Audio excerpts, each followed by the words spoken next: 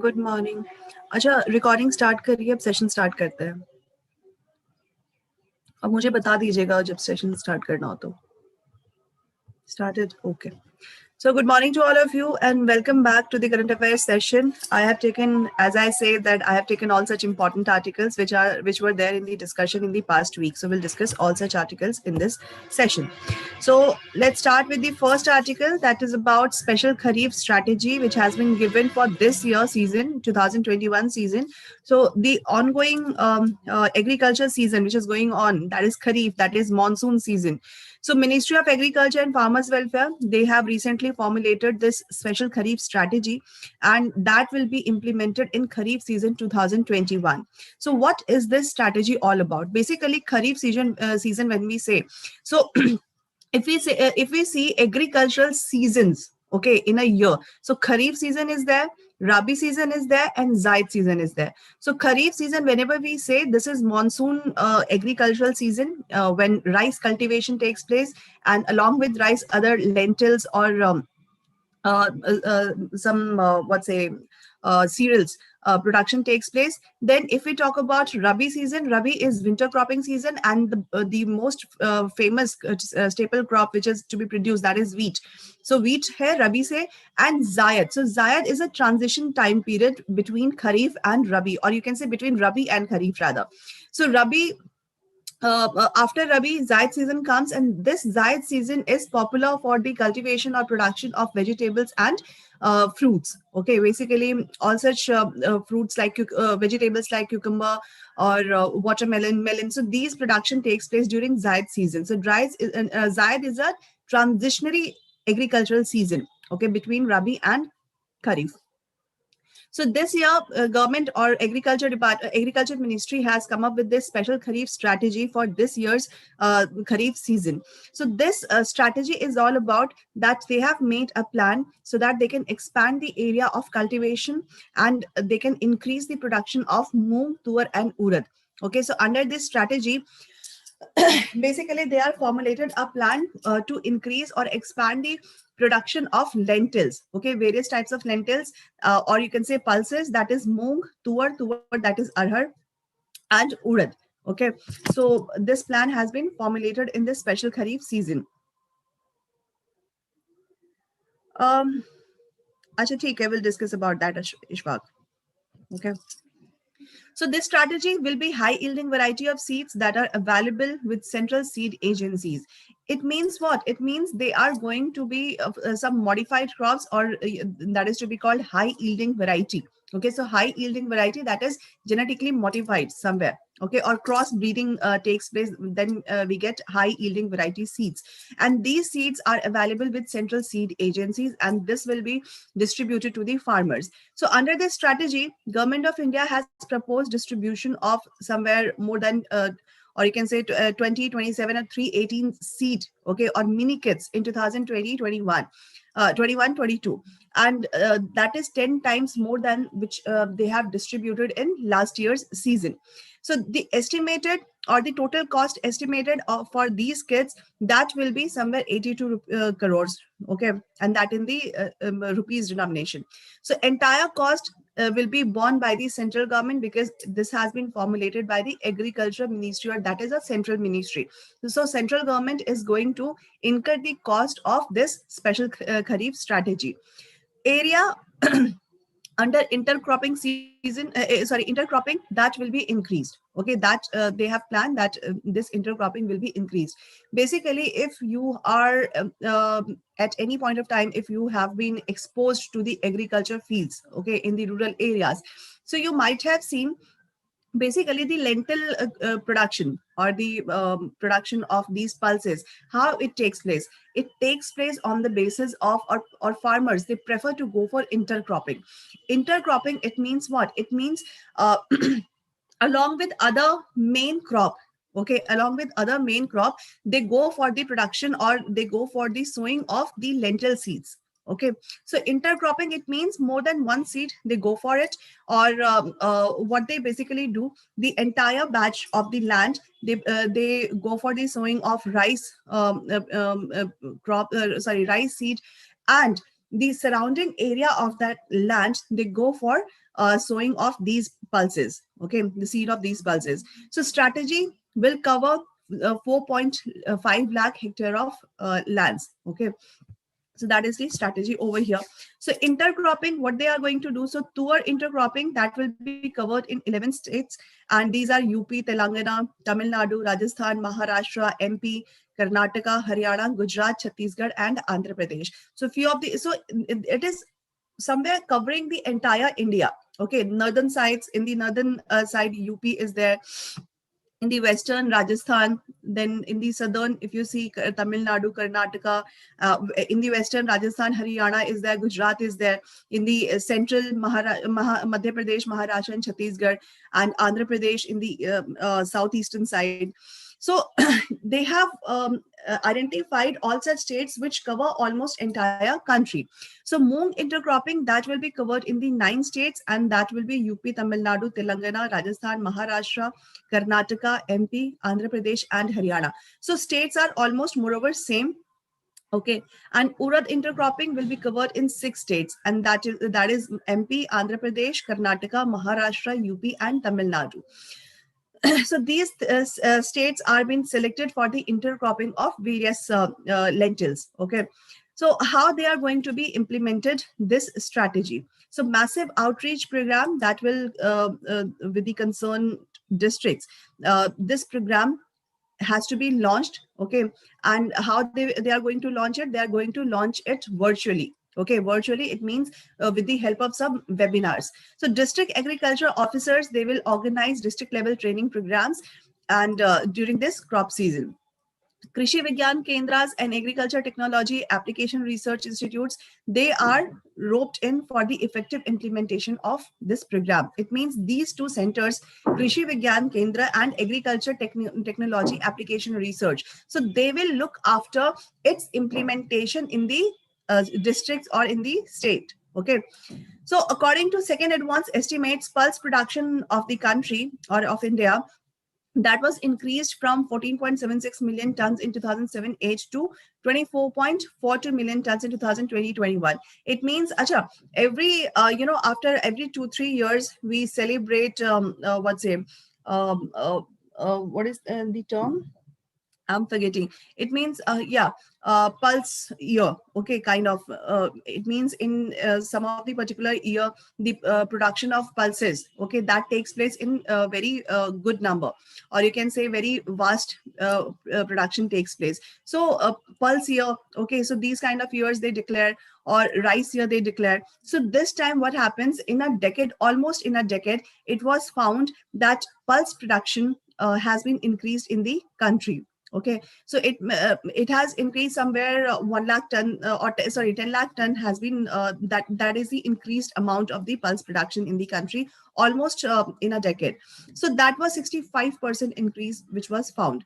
So several measures that were taken to increase the agriculture production, and more significant input to increase production, that was that had been the focus on providing high quality seeds to the farmers. So here high quality seeds was the main focus point that had to be provided to the farmers, so that production can be increased. And in this strategy, they have focused on the production of pulses with the by providing high yielding variety of seeds of these pulses to the farmers in some states. Okay, and these states are here mentioned: UP, Telangana, Tamil Nadu, Rajasthan, Maharashtra, MP, Chhattisgarh, then Haryana is there. So in these many states, these high yielding variety seeds will be provided to the farmers, so that production can be increased of these pulses. Okay, good morning, Mohar. So that was all about this article. So it was more factual. What you need to remember here, that this special Kharif strategy is available for pulses only. And what all pulses are there? Tuar, moong, and urad. Okay. So for tuar, how they are going to do it? They are going to do with the help of intercropping. I hope you are you understand this term intercropping. One is mixed cropping, one is intercropping, and different types of croppings are there. So I guess mixed and intercropping it is. Okay, so here you need to remember, for tuar intercropping, 11 states has been identified. For Moong intercropping, 9 states are identified, and for Urad intercropping, 6 states are identified.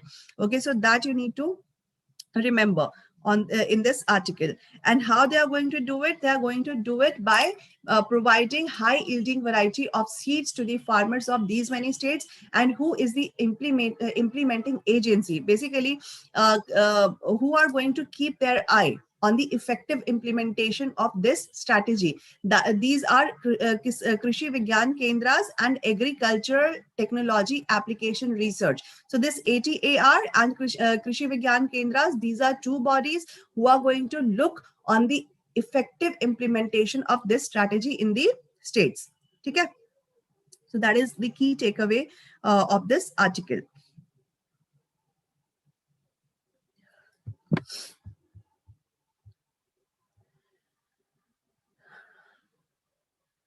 That has to be done because this is the Kharif season is going on. It has started. Okay, after harvesting of Rabi crop, that was wheat harvesting. So after that, Kharif has already started. So this is in the implementation phase. Okay, so they have come up with this plan and now they are going to implement it in these states. Okay, intercropping, I hope it is understood. Intercropping, it means more than one crop is being cultivated in one field. Okay, in single field. Okay.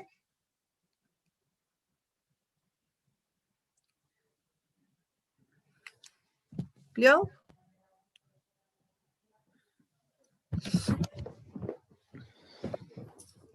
Any doubts, any questions in this? Chalo. So we are moving on to the next one, that is food price index, which has found highest since 2014. Okay, so what is this food price index? Basically, United Nations, they announced in this food price index. So recently they have announced, and it was seen increased for the 11th consecutive month in the month of April. Okay, so food price index has increased basically. So what is the meaning of this food price? Okay, food price, it means the commodity, that is food, or you can say the food articles, okay, or food grains. So the price of these grains has been increased, and it was found that this was increased for the 11th consecutive months in the month of April. That reached the highest level since May 2014. It means after May 2014, when inflation was had been increased. Okay, so after that it was seen that these 11 months, because of pandemic and because of other reasons, the price of food articles has been increased. So the comparison is from May 2014. Okay, so this announcement was made based on the food price index, which has been released by the Food and Agriculture Organization. Sorry. If we talk about this index, so it measures basically monthly changes of a basket of food grains like oil, seeds, cereals, dairy products, sugar, and meat. So what are these? These are food articles. So the changes in the price of these articles, that shows, or that is the part of food price index. So in the month of April 2021, the index was 120.9, and it was 118.9 in the month of March 2021. It means it is on the increase. Okay, but this basket of grains, these are subject to changes and rare, not constant. It means rarely it happens that the price of the food grains remains constant, but it keeps on changing with the time. Okay, so what are the findings of this in this food price index? Food and Agriculture Organization, they have also announced this food price index, that cereal price index has been increased by 1.2% in the month of April as compared to March 2021, and it has been increased by 26% as compared to previous year. It means in the month of April 2020 and in the month of April 2021. So in a year, the increase in the cereal price index, it was 26% increase. Okay, maize price, that had been increased by 5.7% because of poor crop condition in Brazil, Argentina, and USA. So this food price index, because Food Agriculture Organization has published it and UN has announced it, it means it will be for the world, not for the India. Okay, not for India. The is wrong. So it is not only for India, but it is for the world. Okay. Wheat price that had been found steady. Okay, so steady increase had been found. It was not too much increase had been found in this. Vegetable oil prices, it was also found increased by 1.8%. Dairy prices, that was also found increased by 1.2%. And demand for milk product like milk powder, butter, cheese, so that has been increased, that has been found increased in Asia. Okay, so majorly in Asia, it was found that demand of these dairy products, especially during pandemic, milk powder, butter, or cheese, the demand has been found increased. Meat index, that was also found increased by 1.7%. Sugar prices increased by 60% as compared to last year. And this price increase was mainly because of slow harvest in Brazil and also because of large frost damage in France. So because of these two factors, large frost damage that happened in France, and because of low production in Brazil, the sugar price had been found increased by 60% in the in a year. Okay, so in 2020-21, they have the Food and Agriculture Organization, they have forecasted that wheat production that is going to be increased by 0.5%, although it was found steady.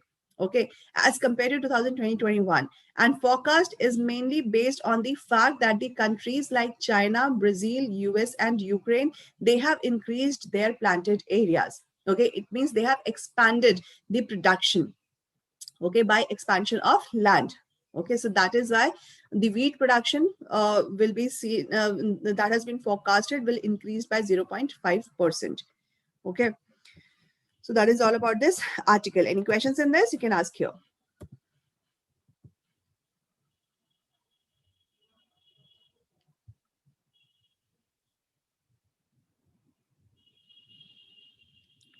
No questions? Shall I move further?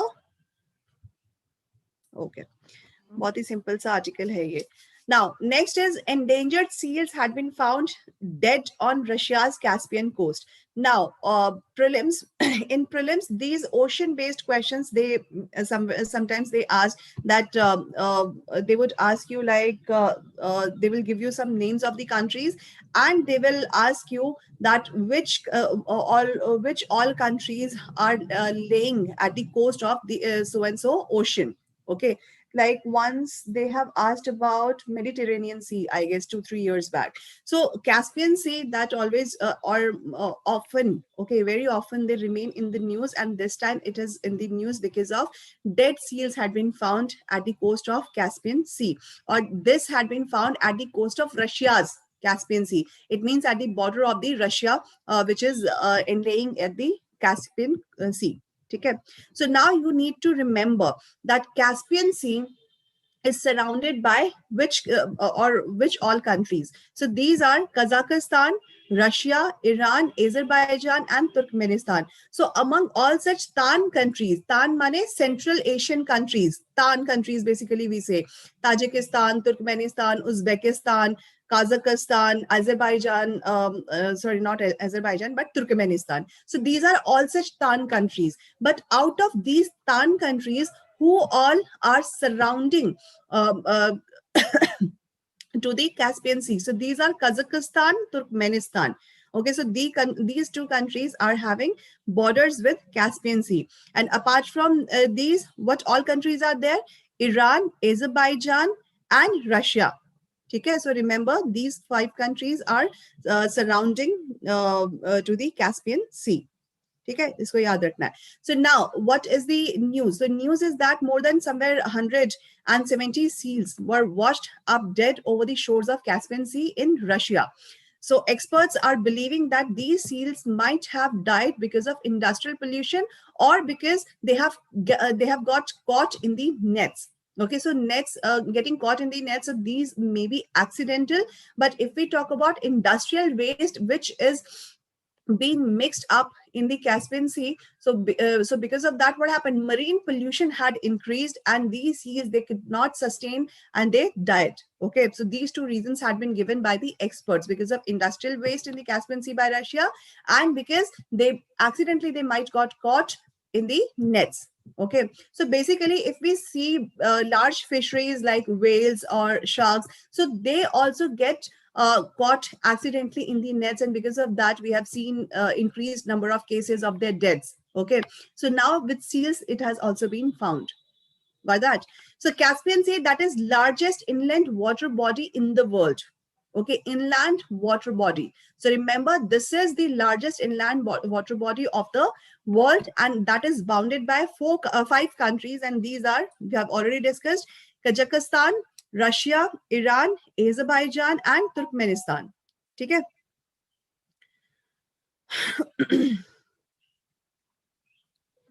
Now, so what are seals which has been found dead? So seals in the Caspian Sea, they have suffered from industrial pollution and overhunting. Overhunting, it means overhunting. Overhunting, it means what? That if for fisheries, if fishermen had been gone, so because of these hunting or overhunting, their deaths had been, and their deaths are possible. Okay. Then number of these seals in the Caspian Sea, that got reduced from 1 million in 20th century to 70,000. And in December 2020, somewhere more than 300 endangered seals had been died on the Dagestan region of Caspian Sea. So the seal population, it is on the decline. Okay, because of these two possible reasons. Apart from industrial pollution, extraction of oil and natural gas, that also pose serious threats to many species in the Caspian Sea, and in the sea, the sea itself is at the risk. Okay, because of oil exploration, because of industrial waste, and because of overhunting. So these are some of the reasons which is impacting, not only impacting the sea, but it is also impacting its marine ecosystem, and especially the population of seals which are found in the Caspian Sea. Now, I hope you understand the term inland water. Okay, if I have said that that is the largest inland water body. So I hope you understand this term. What is the meaning of inland water body?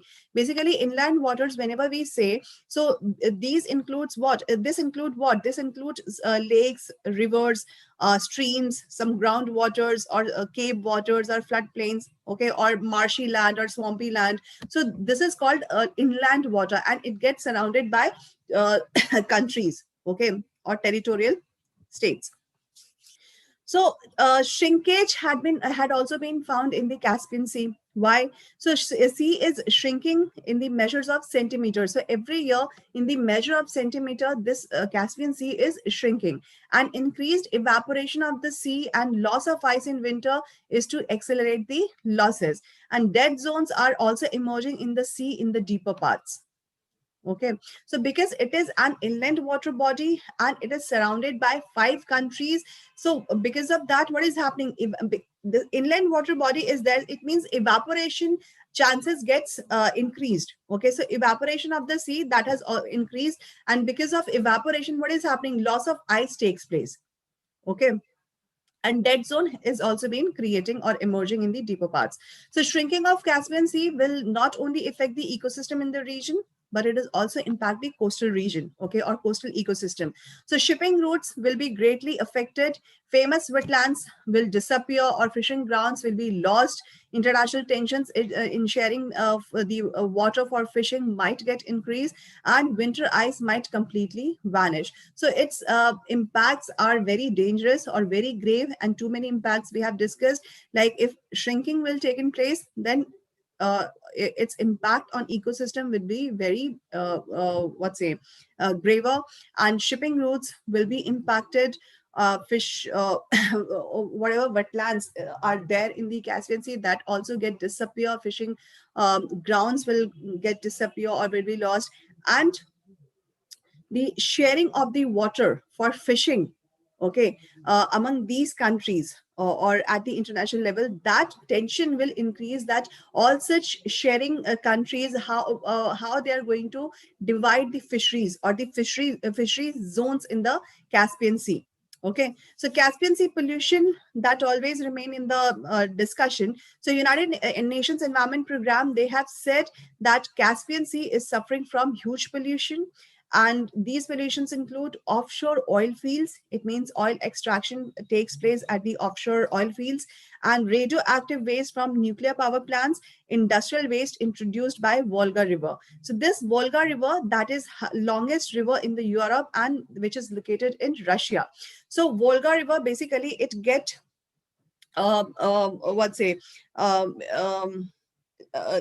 it get drained, okay, and it get or it joins Caspian Sea, okay. So it get drained into it, and along with draining, it carries too many pollutants, okay, in the water, and it get drained into Caspian Sea from Russian side. So Volga, that is longest river of Europe, okay, which is located in Russia. So, so Russia, basically, this is called Eurasia. Why? Because it's the western side border of Russia. That is what say it touches the border of European countries. So that is why it is called Eurasia.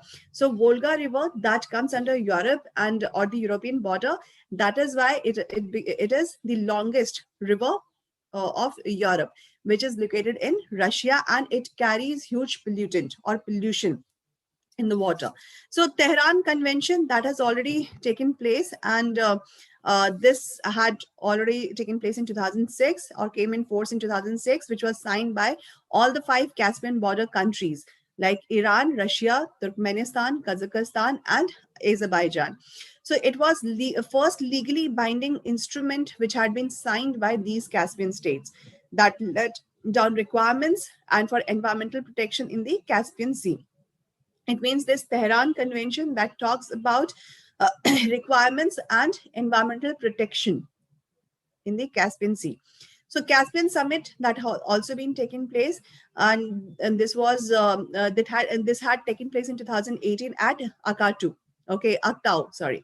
So Convention on the Legal Status of the Caspian Sea that was signed at this summit, and it was also signed by all such 5 countries which is sharing borders with the Caspian Sea. And this summit has provided jurisdiction over 24 kilometers of territorial waters of each country. It means till 24 kilometers. We have discussed nautical miles, है ना, in one of the sessions, I guess in the last session, nautical miles. So nautical miles, how long it is? It is 12 kilometers. So 2 nautical miles, okay. So till 2 nautical miles, all such countries have their jurisdiction in the Caspian Sea. It means till 24 kilometers. It was decided in the Caspian Summit in 2018 at Akatau, where it was decided by all such signatories that till 24 kilometers, all such countries are having power or jurisdiction in the Caspian Sea. Okay? It means 2 nautical miles they have talked about. Additionally, exclusive fishing rights on the surface was also granted, and rest is international waters. So exclusive in the exclusive zone, fishing rights had been extended, and apart from exclusive economic zone or these what's say nautical miles or 2 nautical miles limit, after that the water will be regarded as international waters. Okay, it means no such country is having their rights on that. Okay, this will become international water body, so that they can protect the Caspian Sea from pollution. Okay, so this is there. Okay, inland water body, whenever we say basically this inland water body, it means it is surrounded by what say different countries. Okay, so different countries, they surround a water body, and many water bodies are found in this inland water body. It means it will include lakes, it will include rivers, floodplains, or groundwater, springs, cave water. So these water bodies, basically it becomes part of inland water body. Basically what is that? If ocean we say, so these oceans, these are free flow of water. Okay, so the surrounding countries that will be found very far away. okay, in the ocean. But if we talk about inland, so inland, it means it is surrounded by some countries or some territories. Okay, and in between of these surrounding parts, this water body is situated, and it includes flood water plains, it includes groundwater, it includes cave water. It means all such water. It means swampy or muddy water bodies you will found in the inland water. Okay.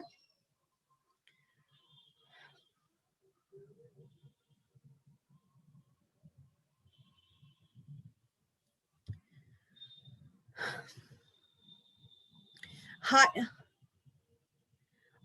landlocked, you can say that. Okay, so these are basically, yeah, you can say that. Okay, if it is surrounded by some territories, so you can say that it is landlocked. Acha. Highland, you have also asked about. Highland, basically, whenever we say, these are those or that area which emerges out of the water. Okay, जो कि बाद में what happens after a few years, it becomes a kind of island. Okay, or smaller, or riverine island, you can say, which is available in the Brahmaputra, the largest riverine island, Majuli. Okay, so highland, whenever we talk about, so this highland is an appraised of land, okay, which emerges out of the water body. Okay, who has asked about this? Khushbu ne Khubi. Okay, Khubi, you have asked about this.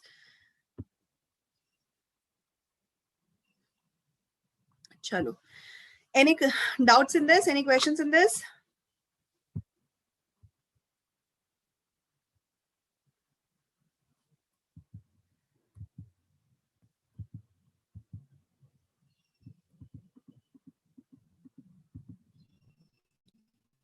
No doubts. Chalo, moving on to the next one. Now, next is intellectual property waiver for COVID-19 vaccine. Clear. Good. Now, see, we discussed one of the articles last week about intellectual property. है ना? I think last week, no, I discussed that in the editorial, not in your class. Basically, intellectual property, whenever we talk about, so intellectual property means whenever any research and development on any of the article takes place, and basically these days this discussion is going on in the context of COVID-19 vaccine. Okay, what has happened?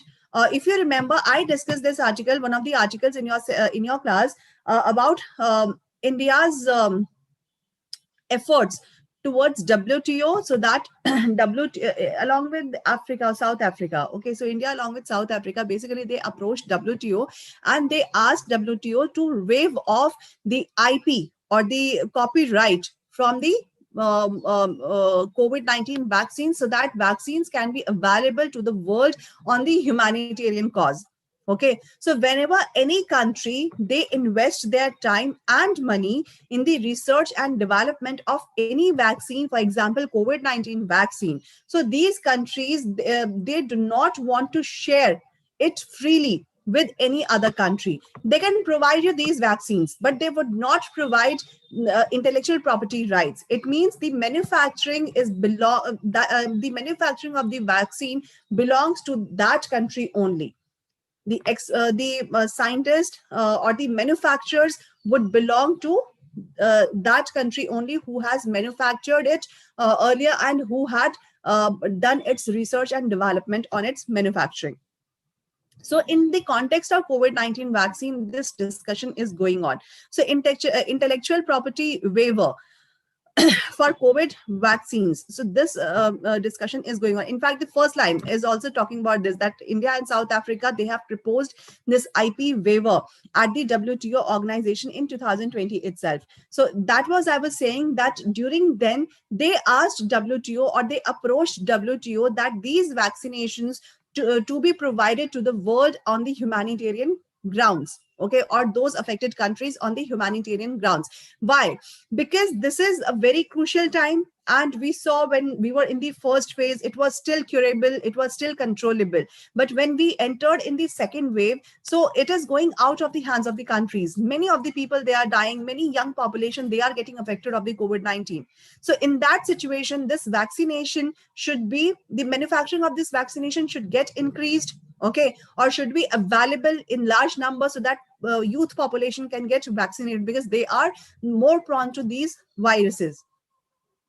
Okay, so in that situation, they want, or they approach WTO again, that intellectual property should be waived off so that this vaccine could be available to the world. So India basically got this opportunity to manufacture Covishield and Covaxin in the country, and SII, which is in the manufacturing of Covishield. Okay, but what is happening? We are basically these days dealing with the problem of raw material for the manufacturing of these vaccines. We are able to produce or manufacture by the month of September or October this year. So till then, just understand the situation. What is going to be what is going to happen?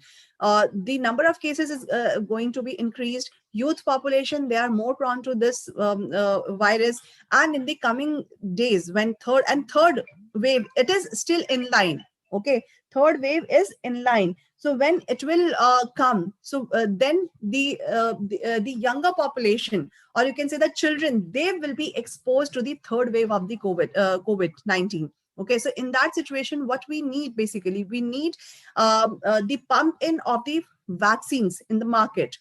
Okay, whatever is having with these Western countries who have invested their time and money. Now, one thing you need to understand, why these countries, they put intellectual property on these research and development. Okay, why? What is the reason? Basically, what happens? Research and development takes time, it takes money, it takes too much efforts. Okay, it happens if scientists, they are researching on any vaccination, so they might get success, they might get failure, but they have invested their time and money. After too many efforts, they get success. But what about those efforts in which they have faced failure? They have invested time and money in that too, although it got failed. Okay, although they did not get succeed in that. So just to protect their time and effort and their money, they uh, put intellectual property on the manufacturing of these successful products. Okay, especially it has been happened in many of the vaccinations. Okay, and this time also for the COVID-19 vaccination, this has also been happened. And scientists, they invested their day and nights in the research and development for the COVID-19 vaccination. After too much efforts, they have got success. And its efficacy is still not 100%, somewhere 88%, 67%, somewhere 95%. So this type of efficacy they are getting. Okay, so but what is happening? They have got success of these many percentage. They are doing all such efforts of them. Okay, so that is why these countries have put intellectual property. So what is the news all about? So India and South Africa, as I've said, they have already approached for the IP waiver to WTO. Okay, and this has been backed by the USA. So USA will further negotiate at WTO to waive intellectual property for COVID-19 vaccines, and it will help in large-scale production of COVID-19 vaccines in middle-income countries. So now USA is also supporting India and South Africa's cause for waiving of intellectual property on COVID-19 vaccines, so that it will be available, the manufacturing will be available, will get started in the middle income countries. Okay, and large scale production would take place. So what is intellectual property waiver for COVID-19 vaccines? So intellectual property right, that is a monopoly which being granted by a government to an inventor. It means whatever inventors are there, okay, who all have invented a vaccination, so to them a monopoly is to be granted by the government. That means the other cannot copy their invention, and it can be a process patent or a product patent. Developing countries, they are arguing that the intellectual property has become an obstacle in increasing the production of vaccines. because they cannot produce it. Why? Because they are not allowed to do it, because the inventor country is having rights on that. Production of COVID-19 vaccines in the middle income countries, that has happening through licensing or technology transfer agreements. Thus, in order to ramp up the production of COVID-19 vaccine production, it is essential to waive off the intellectual property rights for COVID-19 vaccines. So if India is doing it, if India is manufacturing Covishield, okay, so how it is doing? It is doing on the basis of licensing. They have got license or they have got technology transfer. Okay, but if you want to ramp up the production, then what you need? You need to waive off the intellectual property by inventor country, so that production can be increased. So simply IPR waiver, that means when a company has produced a vaccine, others can immediately copy its composition and they can produce their own. And by this, vaccine production will increase and also vaccine cost will come down. Okay, so its major impact will be the cost of the vaccination. So cost of the vaccination, that will also come down if waiver if IT intellectual property right waiver takes place. Okay. So pharma companies like AstraZeneca and Pfizer, they have opposed this IP waiver. And according to them, this might undermine public confidence in vaccine safety and might create a barrier in the information sharing. So what is their concern? Their concern is that if production or massive production of these vaccinations would take place, and if its efficacy would not be what everybody wants, then what would happen? People will lose their confidence from the vaccination. Okay. And other barriers in the COVID-19 vaccine production, these are trade barriers, scarcity of raw materials, which India is facing right now, unwillingness of rich countries to share doses with poor countries. Okay, why unwillingness is there? Because what happened when in UK and when in USA this vaccination production took place?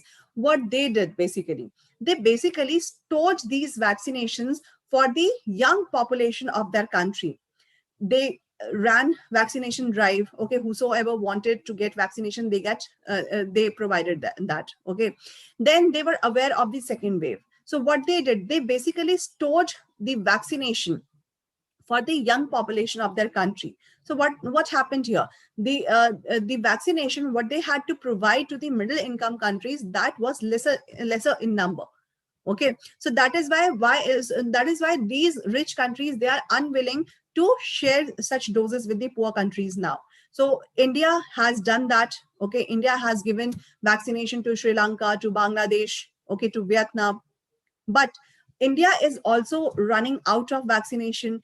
And they have committed to the young population or to the youth population of the country that by 1st May 2021, 18 to 45 years age of population can get vaccinated. But where is the vaccination? We are having very few number of vaccine files. Okay, we are left with very few vaccinations. Vaccines. Why? Because we have already distributed massively to the neighboring countries, to Nepal, Bhutan, Nepal, Bangladesh, then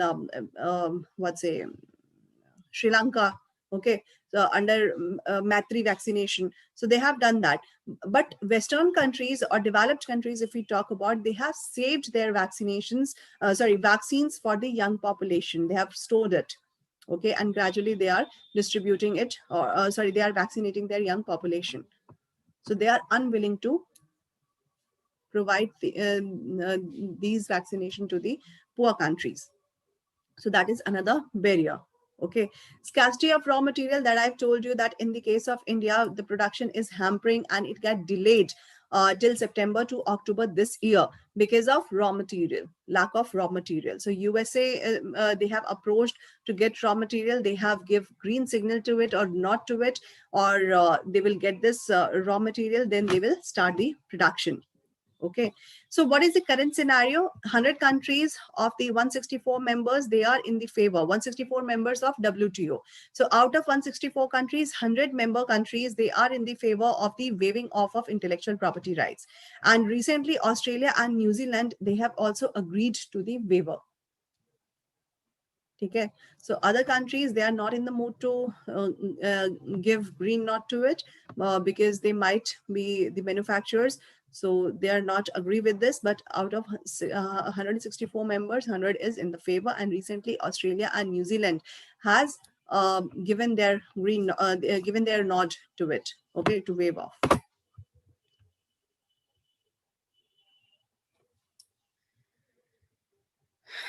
Inventory get any further increments? Basically, देखो, if waiving off would takes place, so what would happen? Whatever composition USA is manufacturing, it means the vaccination gets some composition of medicines, है ना? So whatever composition is getting takes place in the manufacturing of vaccination, that can be copied by other countries if waive off would takes place. So inventory, yes, that will get increased. Okay, how? Because now manufacturing is taking place, okay, at the large scale. So inventory will be increased, and they will provide these vaccinations not only for the country but for the other neighboring countries as well. बेटा देखो, process और product patent का मतलब क्या था? I've told you, I've explained one thing, that countries, or for example USA, they have invented or they have come up with the vaccination. Okay, so might be the scientists who were involved in the vaccination for COVID-19, in the first attempt they might get failure, in the second attempt they might get, where I was, yeah, in the first attempt they might get failure, in the second attempt they might got failure, then in the third attempt, the final attempt, they might got success. So what happened? They invested their money, they invested their efforts, they invested their time in the first and second efforts as well, but they got failure in that effort, and in the third attempt they got success. So they have invested their time and money in that. Okay, so process of invention, process of research and development has taken place, although they got failure. Okay, so that is why what they do, what these countries do, they put IPR, okay, or intellectual property right, on the product, okay, or on the process. It means what process has taken place. Process means the composition, all such compositions, how they have invented. Okay, they have taken the strains or the dead strains of SARS-CoV-2, and by adding some strains of the current COVID-19, they have invented this vaccine. So this is what, this is a process. Process means what all composition has taken place in the production of the vaccine. So that is a process patent. And product patent, it means the manufacturing of the product. Okay, who has asked this?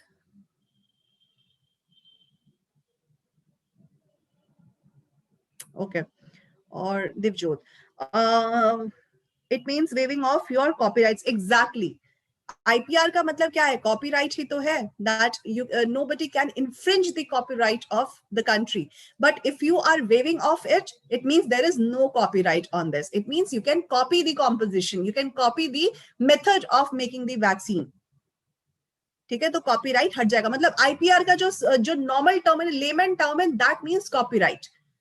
Okay, waiving of the copyright. चलो, now is it understood? Article is okay. Why India is unable to produce raw material of the vaccine? Why monopoly has been given to only 2 companies in India? If its patent is secured, why developed countries, why don't they share despite having stock of 3 times? Dekho, USA has given its nod. It is not only about USA, but if you see the manufacturers of the vaccines, AstraZeneca, which is UK based, and Pfizer, so they are not in the mood to share this, because they are the manufacturers. They have invested under this these company names. The invention had taken place. So if government has put IP, okay, so they might have come up with the contract, okay, with these manufacturers. So they need these manufacturers, they also give a green signal to it for the waiving of the IP. Okay, so for India, raw material means what? If wave off would take place, then they would be able to produce raw material in the country. It means whatever raw materials they have used, USA has used for the production. If wave off will take place, then they can easily get the raw materials for the manufacturing of the vaccines. That is why they are banging their head on that. Composition का मतलब क्या? Composition raw material ही तो है. What all compositions they are? Composition means what? Composition is the combination of all such materials which is required for the manufacturing of any vaccine or medicines. Composition means all such salts which is which is necessary for the production of vaccine or medicine. So how they will get? They are not able to get it because they have not get a green nod for the regarding wave of IPR. So they can only what they have got technology transfer, they have got some incentives to produce it. Okay, but they have not get green signal for the wave off of IPR so that they can go for the production or they can go for the copying of the composition from their own side.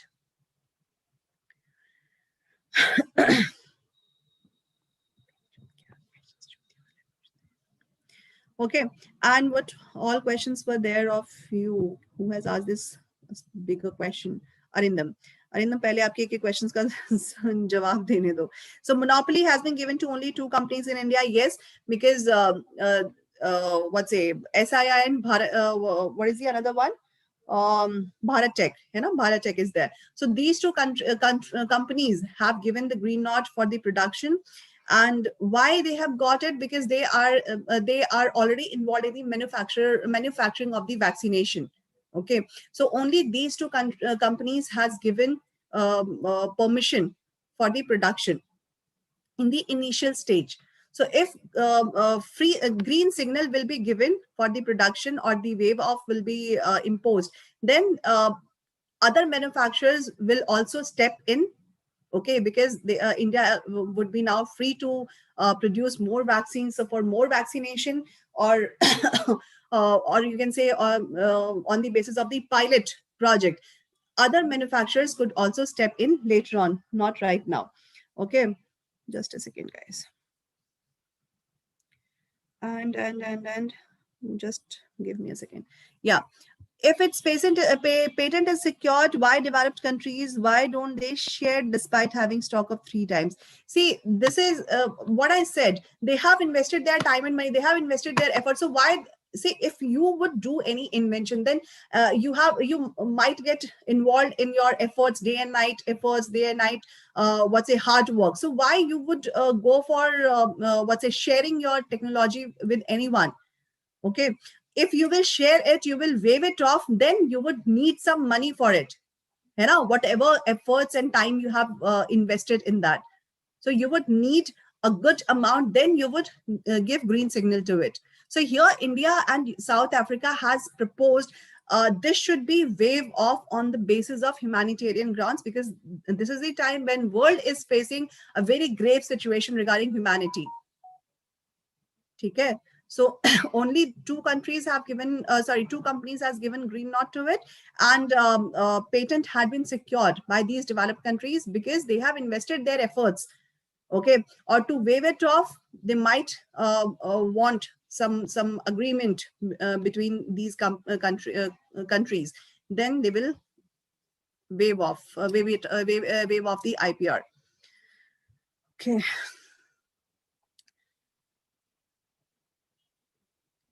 हाँ, वो चीजें हैं, उसको रहने दो, ये सब बहुत ही ज्यादा फिलोसफिकल हो जाएगा.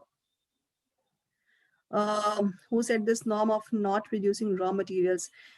Beta, all such countries who are members of WTO, basically WTO के अंदर क्या है? TRIPS है. Okay, TRIPS, TRIPS, who works on the intellectual property. So this is the organization who decides all such intellectual property rights related matters. ठीक है?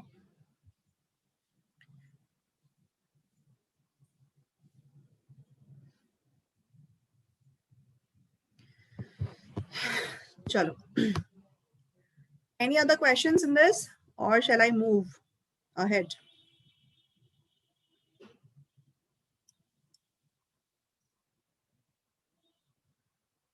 Now, हाँ बिल्कुल ये पहले से ही आ रहा है. This is not new thing.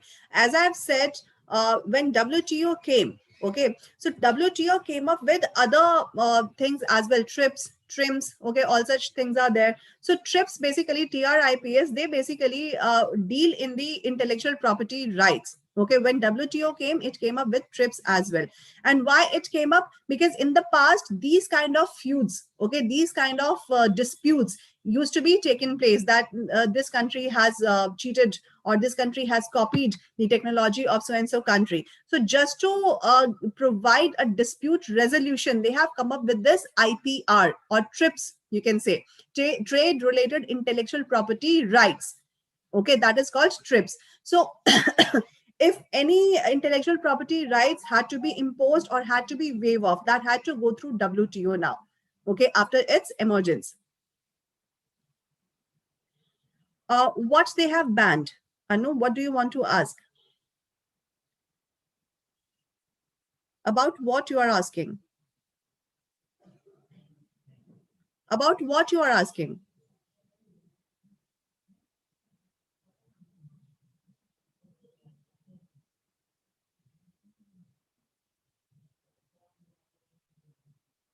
Huh? Anu, I'm waiting for your question. अच्छा, अरे इस पे आएंगे बेटा, अभी आएंगे आएंगे. I have not started yet. अभी तो I am discussing only IPR. Okay, then I'll move on to this glyphosate. चलो ठीक है. I think IPR is clear now, and no doubts, I think so. Chalo, moving on to the next one, that is Telangana government has banned glyphosate. What is glyphosate? Okay, have you heard about it? Basically, glyphosate is a type of what's a herbicide. Okay, so if it is a herbicide, but it is in the what's a carcinogenic in nature. Carcinogenic, it means what? It means that it impacts the production, it impacts health as well. Carcinogenic, it means cancer content, okay, or cancer causing content has been found in the glyphosate. So Telangana government has recently put a ban or imposed a total ban on the glyphosate. And why they have done that? Because glyphosate is being regarded as a controversial herbicide which used to kill weeds in the cotton farms. So what all HTBT cotton, or what's a this BT cotton production takes place. So just to kill the worms, or to kill the worm, they used to spray this herbicide. Okay, so by using this glyphosate, they have banned it. Why? Because it was carcinogenic, and it also being banned to control illegal cultivation of HTBT cotton. So why it is said illegal cultivation? Because illegally, what farmers used to do, they used to cultivate it, and just to increase the production. Okay, just to save their BT cotton production, they used to spray this glyphosate. Okay, so glyphosate used to kill the worm. Okay, what was the worm? That was I'm forgetting its name. Somewhere, yeah, pink worm. Okay, pink ball worm. It used to be there. So that used to be there, and it used to impact. Yeah, cotton ball worm or pink ball worm. That is the name, I guess. Okay, so it used to hamper the production basically. So just to save from this, what they did, the Telangana farmers, they used to spray this glyphosate, and it was found that illegally it was used, and illegal production, cotton production used to be taking place by using this glyphosate. So it got absorbed through foliage, that is plant leaves, okay, cotton plant leaves, and minimally absorbed by the roots. So when leaves and roots are absorbing the content of this glyphosate, so what would happen? It will contaminate the water. Whenever plant they absorb the nutrition from water, or nutrition from soil, what they get. So what they do, they absorb it and get assimilated into the soil. So if they are using it on the plant, then it is getting into the soil, then it will contaminate the soil, it will contaminate the groundwater. okay, then it will contaminate the water what people are consuming for their for the agriculture and for their consumption. Okay, so that is interrelated. So what is happening? The cancer causing content, which is just a second, guys. The cancer causing content, which is not which is hampering the health of the people, that is getting assimilated into the soil, into the plants, then from plants, through plants it is getting into the soil, then through soil it is getting into the groundwater recharge, and then it is impacting the health of the people. Okay, they will use the same water for the irrigation, for the farming. They will use the same water for the consumption. So what they are doing, they are just it will impact their health only. Okay, so that is why they have put ban on this. So why farmers are preferring HTBT cotton? Guys, give me a second. Okay, give me a second. Yeah.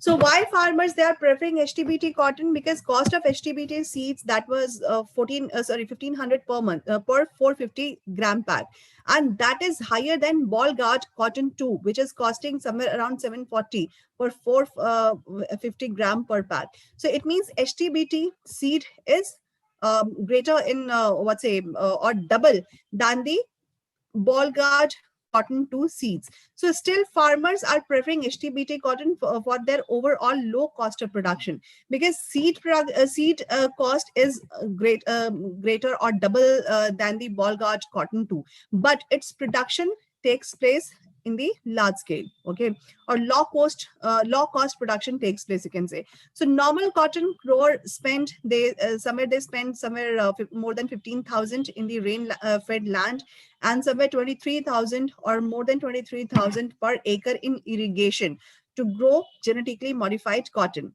So of this, somewhere 20 to 25% they spent in removing the weeds. It means whenever cotton production takes place, they invest 20 to 25% of their money or the production cost in the removing of the weeds. Okay, so on simple spray or spraying of this glyphosate, it does not affect HTBT. Okay, so because of that, what happens? Normal cotton cannot withstand glyphosate, but HTBT can. So HTBT seeds, it is very expensive, but low cost of production is there. That is why people or farmers, they are preferring for the production of HTBT cotton. Okay. So where I was, yeah. So what is the issue, guys? Yeah.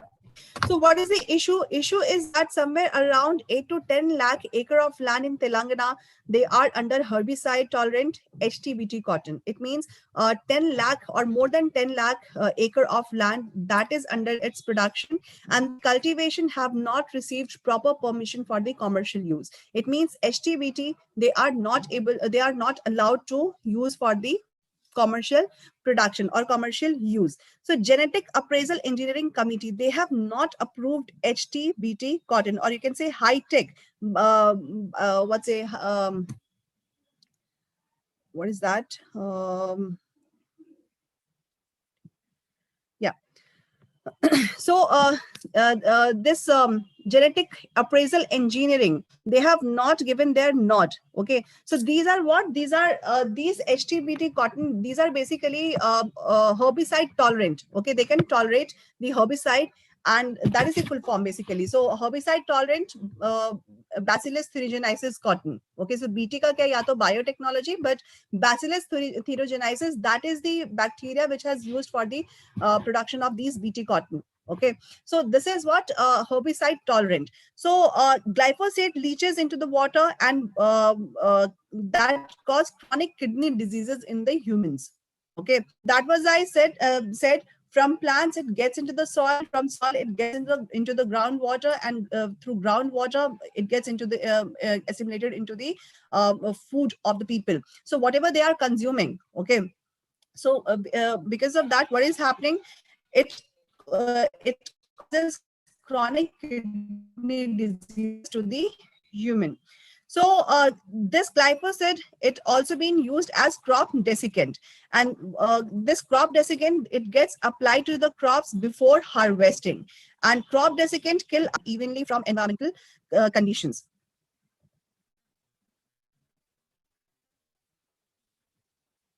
Okay.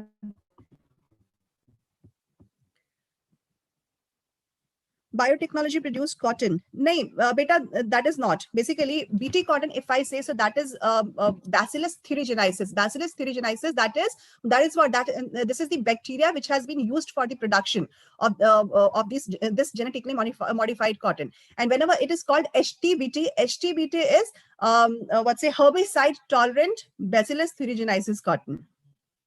Okay.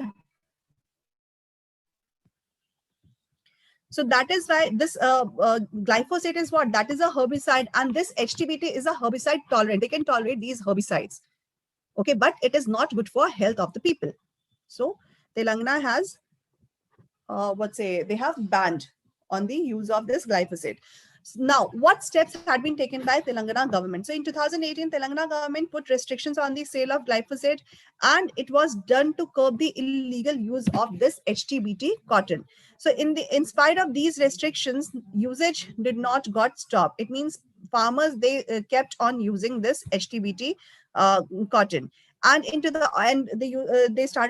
they continued using glyphosate.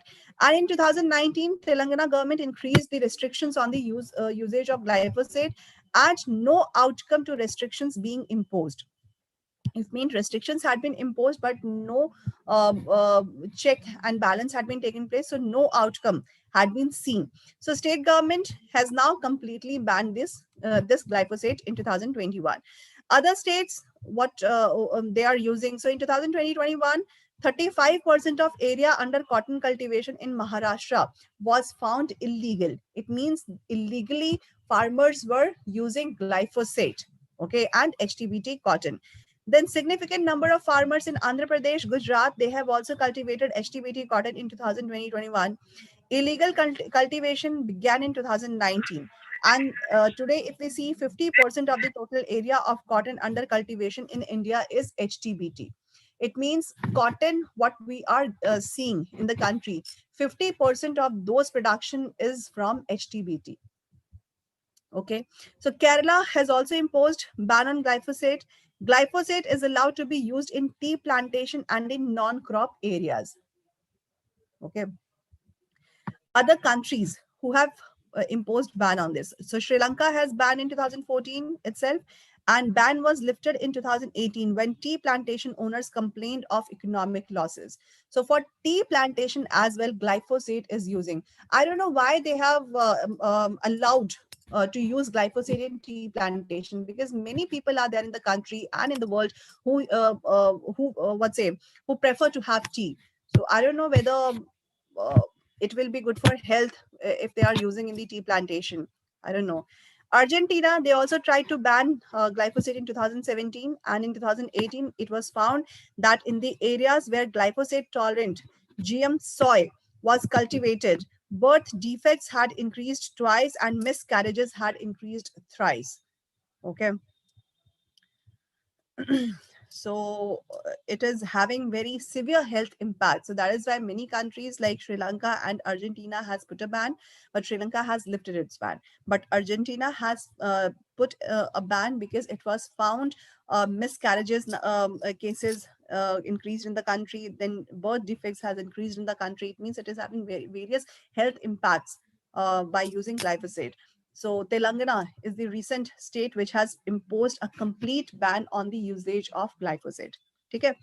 So key takeaways you can take from this article: what is glyphosate, where it is using, why people are preferring HTBT. Okay. And HTBT is illegal to produce. 50% of the entire cotton production in the country, that is of HTBT. It means it is illegal. Okay. Or illegally they have cultivated. Okay. And why they have banned it. Why? Because people are having chronic kidney diseases by using this herbicide. And this herbicide is carcinogenic in nature. It means it impacts your health, it impacts your body organs. And carcinogenic, whenever we say, it means it is having some cancerous content. Okay. Chalo. Any questions or any doubts you can ask here.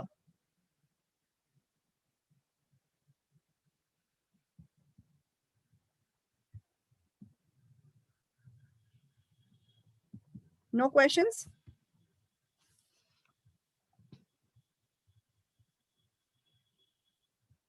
Chalo. Moving on to the next article, that is about Prime Minister Modi to participate in European Council meeting. So PM, he is going to take part in the European Council meeting, which is going to be held today, okay, 8th of May. And this year in 2021, European Indian Union Leaders Summit, along with India, that will be hosted by Portugal. Portugal is one of the partners of European Union. So Portugal is going to host this meeting, and Portugal currently holds the chair of the grouping. Okay, so India European Union Council meeting, that is hosting by Portuguese, and it is also chairing by Portuguese. So virtually they are going to meet today. So what is all about this meeting? So Prime Minister that has to participate in the meeting along with other government heads of the members of European Union. Leaders, they are going to exchange their views on the COVID-19, and they will also foster sustainable and inclusive growth in India and in European Union. So 15th India EU Summit that was held in July 2020, and this is European Council meeting. Okay. So this is not India EU Summit, but this is European Council meeting. It is there. Okay. So what key discussions has to be take place? So India and European Union, they are expecting to discuss about free trade deal, and they will discuss about agreements regarding geographical indications, and they will also invest protection agreement. Okay, investment protection agreement. They will also talk about this. And investment protection agreement, what is that? That is that is to Europeanize the agreement India has had so far with the individual member states. Okay, it means it will get European impact on the investment agreements which India is having. It means India is having this investment protection agreement with all such European countries, but by doing it with the European Council, it means it will get Europeanized. It means all such European Union members will be the members of this what's say investment agreement. Okay, which they are going to discuss about. So about this council, so council meet at least twice in 6 months. Okay, and all 27 heads of the member states, they participate in the meeting, and high representatives of the foreign countries also take part in the meet when foreign affairs are discussed. So basically they discuss all such foreign affairs, and the recent topic which is which these members are going to discuss about, that is COVID-19. Okay, and foster sustainable and inclusive growth for the world. So about during the meeting, European Union, they will discuss about TRIPS waiver for COVID-19 vaccine, which what we discussed right now. And TRIPS, that is what trade related aspects of intellectual property rights. So US has agreed that European Union is yet to make a decision on this. Basically AstraZeneca, which belongs to UK, okay, so they are not in favor to give a nod to waive off the IPR. So European Union, they are going to discuss about this waiving off this IPR, and US has also agreed, and European Union, they have yet to make their decision on the waiving of the IPR. So this is also one of the point to discuss in this council meeting. Then treaty on pandemics. So around 25 members of the European Union, they have wanting to sign the treaty on pandemics along with WHO. So this treaty on pandemic, that will focus on bringing vaccines to global community as quickly as possible on humanitarian grounds. So this treaty is to be discussed during the meet, okay, about their agreeing to this treaty on pandemic and what they are going to do under this treaty. So they have to discuss in this council meeting. Okay, so we'll discuss in the next session what they discussed and what is their plan of action on this in the next session. Because today they are going to meet, or today meeting must have been taken place. So all such details we'll discuss in the next session. Any questions in this? You can ask here.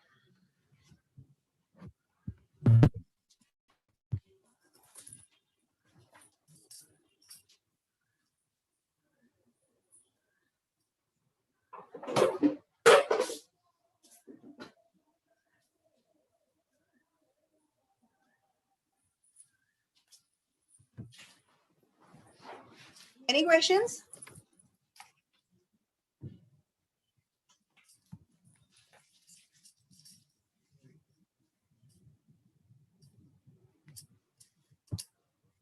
No questions. So I'm moving on to the next article. That is about scientist model Saturn's interior structure. So scientists at John Hopkins University, they have stimulated the interior of the Saturn, and simulations say that a thicker layer of helium rain influencing the magnetic field of the planet. It means helium rain is the influencer, okay, or it is very large in amount, which is found at the Saturn or the interior of the Saturn. So Saturn, that stands out in the solar system as its magnetic field is almost perfectly symmetrical around its rotational axis. Cassini mission of NASA has helped scientists to understand the deep interior of the planet where magnetic field is generated. So scientists have read about this, they have done their studies on this, and they have found that thick layer of helium is the component which is influencing the magnetic field of the Saturn. So what is the simulation all about? So scientists, they have created two powerful computer simulations of magnetic field of NASA based on data from Cassini mission. So simulation will help the scientists to measure the rate at which this Saturn is rotating. And this has been one of the several problems that has been vexed or difficult scientists for decades. Okay, that has been found difficult for scientists since many years. So what is about interior of the Saturn? So center of Saturn, that is a dense core of metals like iron and nickel. And this dense core is surrounded by some rocky materials as well, and it is enveloped by liquid metallic hydrogen inside a layer of liquid hydrogen. So its core is almost similar to the core of the Jupiter, but it is considerably smaller as compared to Jupiter. Okay, so at the core of the Saturn, iron, nickel has been found along with surrounding by some rocky material, and on the top of it, or it has enveloped by hydrogen or liquid metallic hydrogen. Okay, inside a layer of liquid hydrogen. So inside a layer of liquid hydrogen, on the top of it, liquid metallic hydrogen has been found. So just remember these components which has been found on the Saturn. So at the core, iron and nickel has been found. Okay, yeah, iron and nickel. Okay, so Nife, you can say what has been found in Earth. So similar, it is similar to Jupiter, but it is smaller in the size as compared to Jupiter. So why scientists had been so much, excited to know about Saturn? Because of its magnetic field, which has been found. So it has been found that magnetic field is available on Saturn because of thick layer is present of helium rain, okay, which is influencing its metallic field. And at the core of this Saturn, as I've said, metals like iron and nickel has been found. So this Saturn, that is one of the part of our solar system, and it is having magnetic field which is perfectly symmetrical with its rotational axis. Okay. So who has helped? Cassini mission of NASA has helped scientists to read about the details of Saturn. Okay. That was. So what is Cassini? Cassini is a joint space mission of European Space Agency, NASA, and Italian Space Agency. And it was also called Cassini-Huygens mission. So Cassini space has probe entered the orbit of Saturn, and Huygens of the European Space Agency has landed on Titan. Titan is the largest moon of Saturn, or it is a satellite, largest satellite of Saturn. Cassini was the first space probe to enter the orbit of Saturn and fourth space probe to visit Saturn. Okay, so this is all about this Cassini and all about this article. So any questions in this you can ask here. This is moreover a factual article. So factual questions you can expect from this article. Okay. Any questions in this you can ask here, or I'll move on to the next one.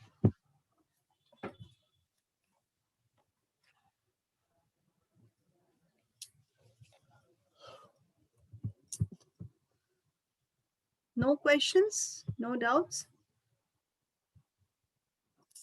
Chalo. But before discussing this article about SEBC, I will discuss another article that is about Marathas. Okay, so Maratha had given reservation, but some things, some changes had been taking place. Basically, Supreme Court has said that Maratha reservation is against the reservation norms which is given or which is permitted by the constitution. So that is unconstitutional, which has been said by Supreme Court. Why? Because Marathas, basically, who gets reservation is being given in the country on the basis of economical and social position in the country. Okay, so economic and social weakness or socially weakened section of the society, they gets reservation. But Marathas in Maharashtra, basically they are politically, socially and economically they are strong. Okay, but they had been given reservation 12% and 30%, 13%. So 12% was given in the educational sector and 13% was given in the employment. Okay, so in total it was beyond the ceiling of 50%. So whatever reservation was given in Maharashtra, so it was exceeding the limit of 50%. Okay, so earlier it was proposed 16%, 16% should be given a reservation to the Marathas in Maharashtra. So that so this 16% had to be given in the education or the educational institutions or in the job reservations. Okay, but later on it was given separately. 12 was given in the educational sector and 13 was given in the job sector or employment sector. But recently Supreme Court has said that this reservation norms, this is unconstitutional because it is exceeding the limit of the reservation ceiling. So context is that Supreme Court on a decision on this Wednesday, the last Wednesday, to strike down Maratha reservation puts the Mahavikas Aghadi government in a tough spot, as the opposition BJP is sure to project this as a ruling coalition's failure to protect legislation passed in the state assembly and council. So how did this reservation unfold and what happens now? How this reservation came into being and what is happening these days? So politically, socially and economically dominant Marathas were given reservation. So why they wanting reservation? So on 9th August 2016, Marathas under the banner of Maratha Kranti Morcha, they came together at Aurangabad and they started protesting the rape and killing of a 15-year-old girl in Kopadi village of Ahmednagar district in Maharashtra. So Kopadi was the trigger and Maratha consolidation that led to 58 silent but massive rallies across the state between 2016 and 17. That was centered on reservation for the community in government jobs and educational institutions. Okay, so that this rape incident, that was a trigger point for the reservation demand of these Marathas. So mammoth public attendance at the leaderless and apolitical rallies that made inroads from the cities to villages to taluka levels across Maharashtra. At the end of every rally, a 10-point charter of demands used to be presented to the to the district collector, and high on the agenda was Maratha reservation. So 10-point agenda used to be distributed after each and every rally, and this 10-point agenda they used to hand it over to the district magistrate. And on the top of it, all such agendas, above all such agendas, it was about Maratha reservation to be given in the jobs and education. So apart from this, organization demanded justice for the Kopadi girl and sternest punishment to the perpetrators of the crime and the loan waiver for farmers, among other rights. Okay, so loan waiver issue that always be in the discussion regarding Maharashtra farmers, okay, because farmer suicide was very large in number in Maharashtra, in Madhya Pradesh, okay, because of crop failure, because of lack of irrigation, because of lack of production. So farmers were not able to get the return on the agriculture. They had to take loan. Okay, they had to take informal loans. They had to get caught in the indebtedness, okay, or cyclic debt, okay, cyclical debt. So what was the situation? They were not able to give the loan back. Then they used to get loans from the formal or formally they used to get loans, but at the time when election used to come, these loans used to get waived off. So they started demanding waiving off such loans, okay, so that the burden on these farmers get vanished. Okay, so their demands, the 10 agenda, it was including about reservation on the top of all such demands, then waive off the reservation, then they used to demand for the punishment for all such perpetrators and justice for the rape victim. So in the second phase of the agitation, which led in 2017-18, street protest took a violent turn and even led to some suicides. First case of the suicide that demanding Maratha reservation took place in Kannad Taluka of Aurangabad district, and Marathas proclaimed they would not settle for anything less than reservation. It means they wanted reservation at any cost. Ek Maratha, Lakh Maratha. That was the slogan which was coined to show their might. It means they were so dominant on their demand, Ek Maratha, Lakh Maratha. So they wanted reservation on these grounds. So for this, M.G. Gaikwad Commission had been set up by the then government. What was that? Fadnavis government, BJP government was there. So M.K. Gaikwad Commission had been set up. So sensing the growing aggression amongst Marathas, ruling BJP led by then Chief Minister Devendra Fadnavis, he set up a 11-member commission which was headed by retired Justice N.G. Gaikwad or M.G. Gaikwad on June 2017. So after detailed study and depositions from various groups and individuals, Commission submitted its report, which stated Marathas should be given reservation under socially and educationally backward classes. That is SEBC, socially and educationally backward classes. So although Commission recommended reservation, it did not specify quota percentage and it left to the state government to decide about. Okay, so NG Gaikwad Committee, they recommended to given reservation to these Marathas on the basis of socially and educationally backward class. But percentage or decision regarding percentage, how much percentage reservation should be given, that was left out to state government. So in November 2018, Maratha community, they were given reservation under Maharashtra State Socially and Economically Backward Act. So special act was sanctioned by Maratha State Backward Class Commission and it was approved in both the Assembly and Council of Maharashtra Legislative Assembly. So they emphasize on legislation was to give reservation under SEBC, that is socially and economically backward class, a legal and constitutional validity. Okay, legislation proposed by then BJP Sena government got unanimous support from the then opposition parties, Congress and NCP. So all such parties, they gave support to this reservation policy. But reservation under SEBC, that is socially and economically backward class, that was challenged by a PIL in Bombay High Court. And Bombay High Court, they upheld the reservation, pointed that instead of 16%, it should be reduced to 12% in education and 13% in jobs. Okay. So accordingly, Act was implemented with Maratha students availing the quota in education institutions and jobs. Then in September 9, 2020, Maratha reservation confronted another hurdle as Supreme Court stayed its implementation and referred the case to the Chief Justice of India for larger bench. Okay, it means larger bench has to be set up to discuss Maratha reservation. So it meant Marathas could not avail quota benefits either in education or jobs till the final verdict came out. So it is still, it was under discussion. So it was pending. So, but those who had availed the quota benefit till date, they remained unaffected. It means no effect has taken place on them. Supreme Court right. It means students, they have got Maratha reservation.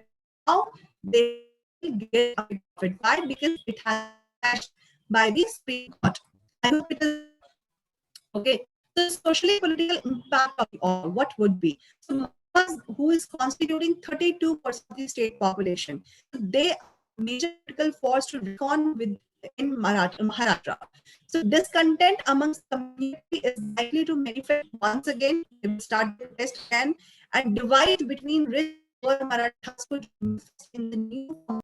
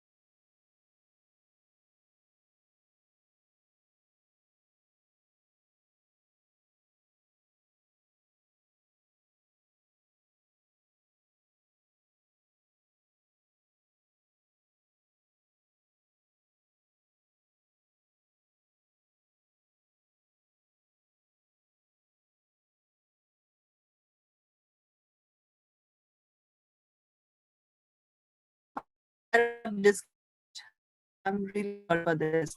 Chalo. So I was discussing about political impact of the order. So what was that? So discontent among the community that was manifested once again, and divide between rich and poor Marathas that could manifest in new form of politics and protest. So complex reservation politics that set the process of polarization between Marathas versus OBCs. So, so with the Supreme Court's order, it will sharpen the divide on the reservation. It means it will create a polarization between Marathas who wants reservation on the basis of socially and educationally backwardness, and OBCs who has already been given reservation in Maharashtra. So a polarization situation will be seen between them. So it will sharpen the divide on the reservation. So challenges before Mahavikas Aghadi movement. What is that? So for foremost task before the government, that is to substantiate their commitment to reservation for the Maratha community, and all the three parties like Congress, NCP and Shiv Sena, they are in the favor of Maratha quota. Okay, subcommittee for Maratha reservation, that is headed by Ashok Chavan, who has maintained that they have recruited the country's best lawyers to plead their case in Supreme Court, and state government will not give up for this, and they will explore all such options so that the quota decision gets restored. Okay. Then in 2019 Assembly election, NCP swung the battle to its side by striking an emotive chord with Marathas. That retaining the support base without quota will be an uphill task. Okay, it means it had been promised to them that the campaigning had been done on the basis of Marathas, okay, or emotive chord with Marathas. So it has been taken place in 2019 by the NCP, who is in the power right now, Vikas Aghadi movement, the coalition of these parties. Okay. So now, what is the reaction of Maratha Kranti Morcha against Supreme Court's decision? So Maratha Kranti Morcha, that they have termed it as absolutely unacceptable. They are not accepting this decision of Supreme Court. So organization holds ruling government responsible for not providing documentary proofs and asserting its case before apex court. Okay, so they are saying that government who is in the power, they are not providing the valid documents on the basis they will get reservation for the Marathas. Okay, their argument is the government should have fought hard. They argue even the center's 10% reservation was challenged through PIL, but it was not quashed. Then why Maratha reservation has to be quashed? That had been quashed by Supreme Court. So court did not strike down the quota as it was adequately presented in the court, and it is also exceeding the limit of the 50% ceiling. Then Maratha Kranti Morcha also highlights the situation in Tamil Nadu, where 69% quota is being implemented despite matter is being pending in the court. Okay, it means stay has been put in Tamil Nadu, but still it has been applied in the state. And recently Haryana government, they have also given reservation to the locals, okay, to the domicile of Haryana in the private jobs, not in the public jobs but in the private jobs. So if these reservation decisions had not been quashed by the Supreme Court, then why Maratha reservation had been quashed by Supreme Court, okay, on the basis of unconstitutionality. So reservation breakup, what is available in Maharashtra. So Maratha reservation of 12 and 13% in education and jobs, that had been increased the overall reservation ceiling to 64% and 65% respectively. So minus Maratha quota, now the total reservation in the state caste, that caste wise, that has been restored to 52%. Scheduled caste were given 13%, scheduled caste were given 7%. OBCs are under 19% ceiling. Special backward category were given 2%. Vimukta Jati 3%. Nomadic tribes B 2.5%. Nomadic tribes C or Dhangar, they have got 3.5%. Nomadic tribe D, that is Vanjari, they are given 2% reservation. So notwithstanding with the politics, question which is being debated is why the apex court not uphold socially and educationally backward class that created as a separate category to accommodate Marathas with unanimous consent from the state and legislative assemblies. Okay, so legal and constitutional challenges to Maratha reservation will not go uncontested. It means they will fight against it. So Marathas, who is constituting let's say 32% of the population, so now they are out of this purview of reservation. Now moving back to the previous article regarding Supreme Court, that is only center can identify SEBC. Now see, we discussed Maratha reservation. What it has said that Marathas were given 12 and 13% reservation on the basis of socially and educationally backward class. And this SEBC class, that has been identified by the state government who provided reservation to Marathas during then, okay, in 2016. So here, what is the next article? Apex court, that is Supreme Court.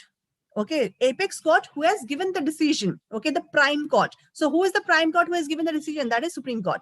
So here, this article is saying that it is only center. It means it is the parliament who will identify SEBC. If SEBC, that is socially and educationally backward class, which is the new category which had been created to provide reservation to the Marathas. So if they will satisfied with this category, then they will give a green nod to it. Okay, so Supreme Court has recently pronounced that only president can take decision in declaring socially and educationally backward community. So why it is said president? Because president is also part of parliament, and without president, none of the legislation can come into the power. Okay, so president is the final body to give a nod to it. So judgment was pronounced upholding the 102nd constitutional amendments. So Apex Court has said that 102nd Constitutional Amendment has taken away the powers of state government to designate socially and educationally backward class. So maybe this is the reason why Maratha reservation had been quashed, because too many states are there. Haryana government has given 75% reservation. Then the Tamil Nadu government has given 69% reservation. Then Andhra Pradesh has also given more than 50% reservation. So if all such states has surpassed the limit of 50% ceiling of reservation, and that has not been quashed by Supreme Court, then why this Maratha reservation has been quashed? Because under 102nd Constitutional Amendment, only central government or only center is being empowered to give reservation under socially and educationally backward classes. This power is not being extended to the states, okay, or state government. That is why on this basis, this Maratha reservation had been declared unconstitutional by Supreme Court. Okay, that is the issue. So state government have been expanding the list of socially and educationally backward classes to entitle the recipient communities with the quota benefits. Indra Shane case, under which 102nd constitutional amendment came. So state government has full power to identify a backward class. And Sone case verdict directed the appointment of National Backward Class Commission and State Backward Class Commission. So under 102nd constitutional amendment, it was brought in and the commission was established, or these commissions were established. So 102nd constitutional amendment, it inserted articles 338 clause B and article 342 clause A. So article 338B, it is dealing with the structure, power and duties of the National Commission of for backward classes, and 342A, it is dealing with the powers to the of the president to notify a particular class as, or particular caste as socially and educationally backward class. Okay, so 342 is giving power to the president and 338 is giving is dealing with the structures, powers and duties of National Commission for Backward Classes. Okay, so Article 366 and 342, they also say that president shall identify SECC, okay, matlab socially and educationally classes or communities. So why this issue has started? So Maharashtra state state government, they declared Maratha community as socially and economically backward class, and this Supreme Court has struck down.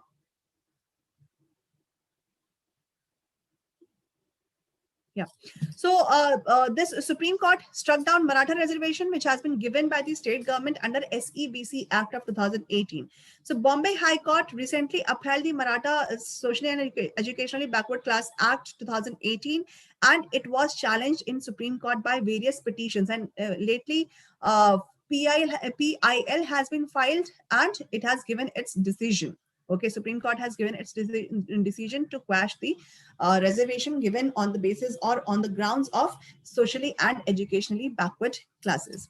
Okay, so it was all about this Maratha reservation and SEBC identification. So remember, SEBC can only be identified by the president, not by the state government under 102 amendment. Okay, and Marathas were given reservation on the basis of SEBC class. Okay, any doubts in this? Any questions? You can ask here.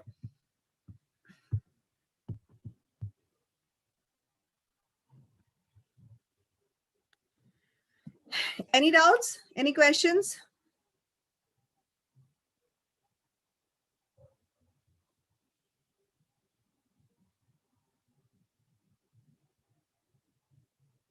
Understood. Sure. Now, next article is about RBI measures to boost economy. So RBI recently has launched a host of measures which will protect individual borrowers and small and medium enterprises in the country so that economy boost can take place. So what are these measures? So RBI has recently opened on tap liquidity window of rupees 50,000 crores at repo rate of 4%. And it will help to boost provisions of immediate liquidity. It means immediate money will be provided. And what is the window? Window is rupees 50,000 crore, which will be provided at 4%. So RBI will provide this liquidity to whom? It will provide it to scheduled commercial banks so that they can further lend this money to the people. Okay. So banks shall provide fresh lending support to the health sectors and other under this. So so in the current situation, what is required? We require to boost up the health sector. Why? Because in the health sector, what we are dealing with a lack of oxygen facilities. We are dealing with lack of hospital beds. Okay, lack of emergency facilities in the hospitals. So here RBI has pumped in rupees 50,000 crore at 4% repo rate, and it will be given, it is given to the scheduled commercial banks, so that whosoever in the country wants to pump in their money to set up hospital facilities or oxygen facilities or any other facilities related to health sector, they can do that. They can get money for this. Okay, this is the plan.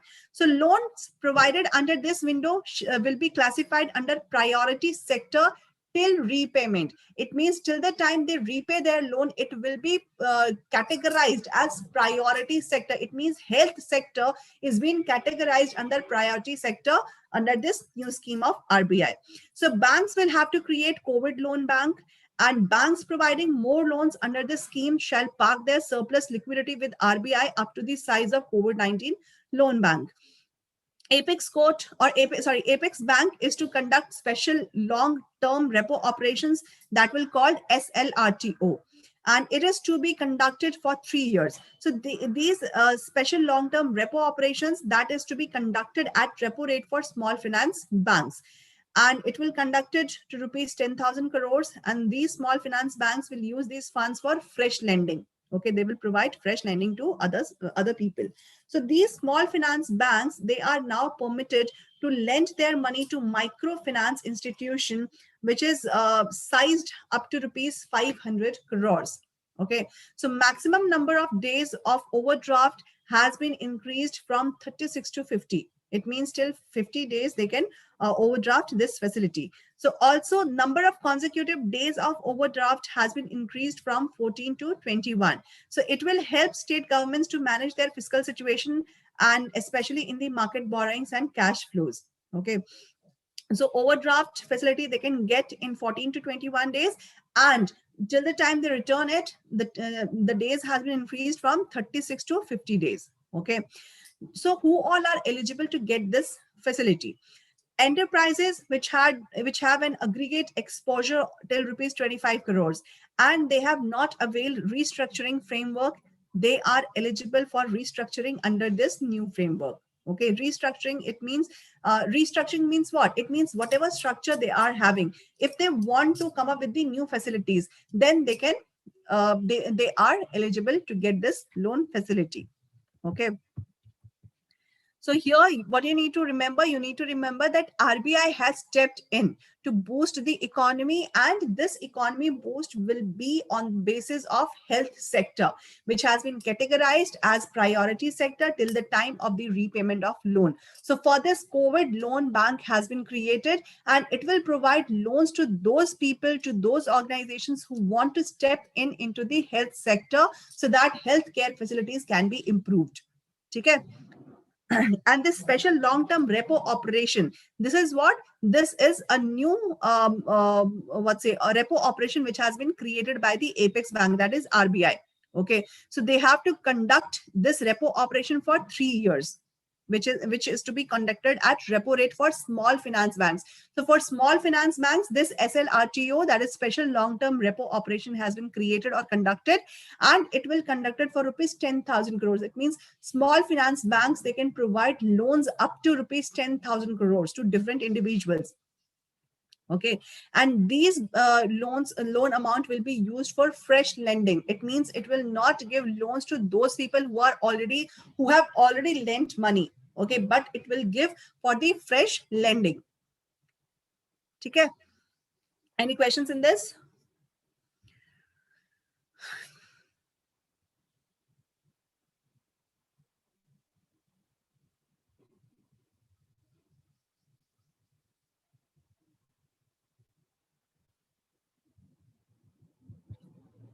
No questions?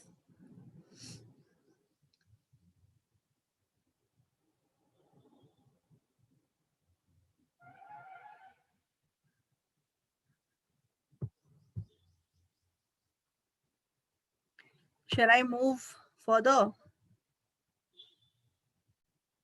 Chalo. So next article, this is about climate action tracker. Okay, and this climate action tracker, it is working on the global warming or tracking the global warming.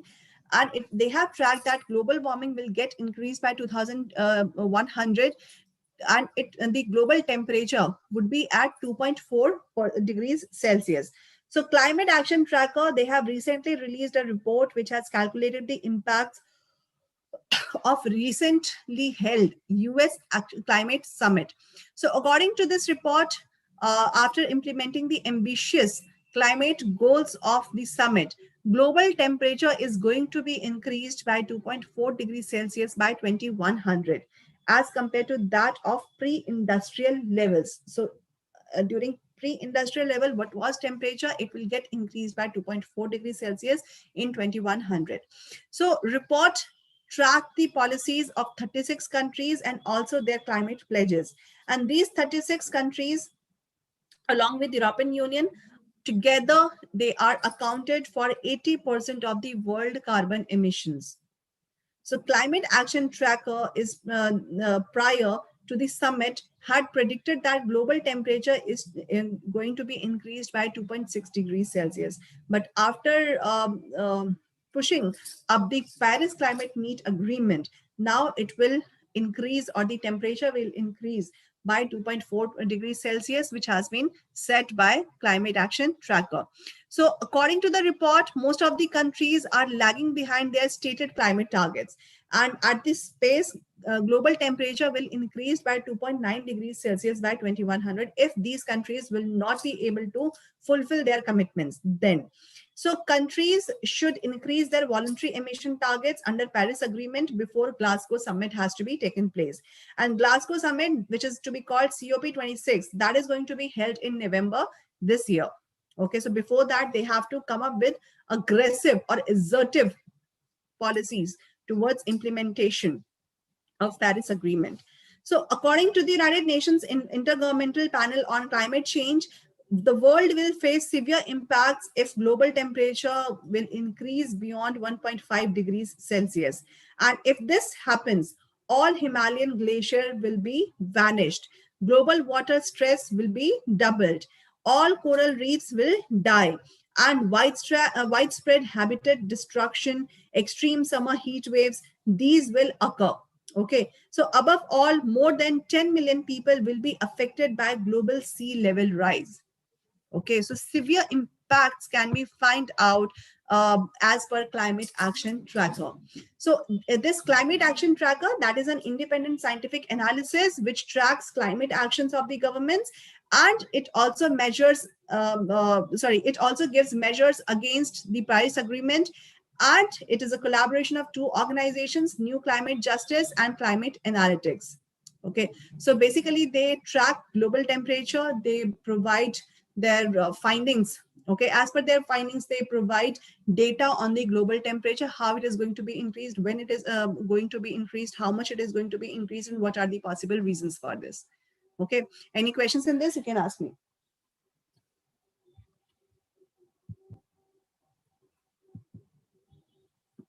Any questions?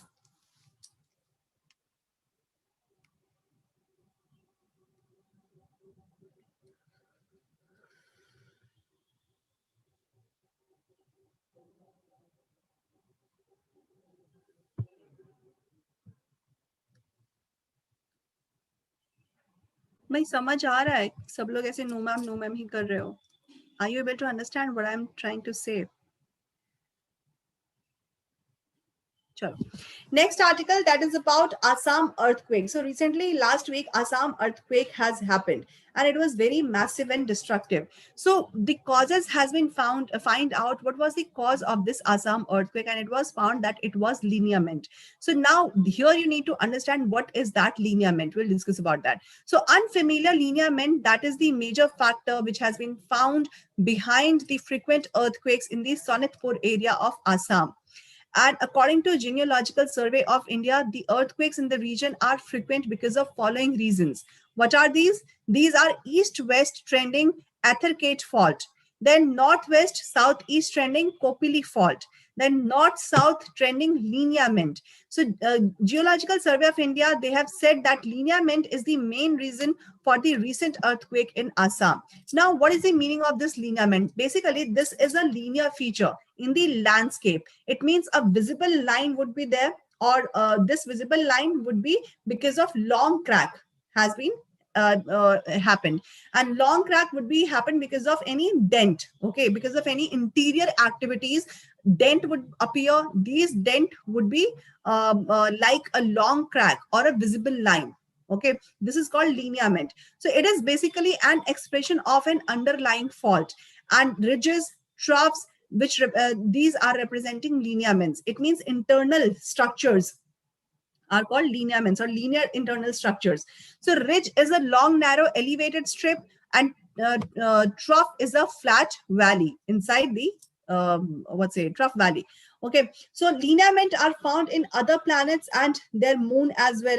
And mineral resources are usually concentrated in the areas of high density lineaments. So Ranchi mega lineament is one such resources of rich area. So why this occurred? Okay, occurrence of this lineament. So they might occur as a fault aligned valley, that is a straight coastline, or as a series of faults or folds aligned hills, or a combination of these all these features. So ingenious intrusions, shear zones, and fracture zones are also expressed as geomorphic lineaments. Occurrence of these lineaments can be captured in a satellite photographs, how it get created.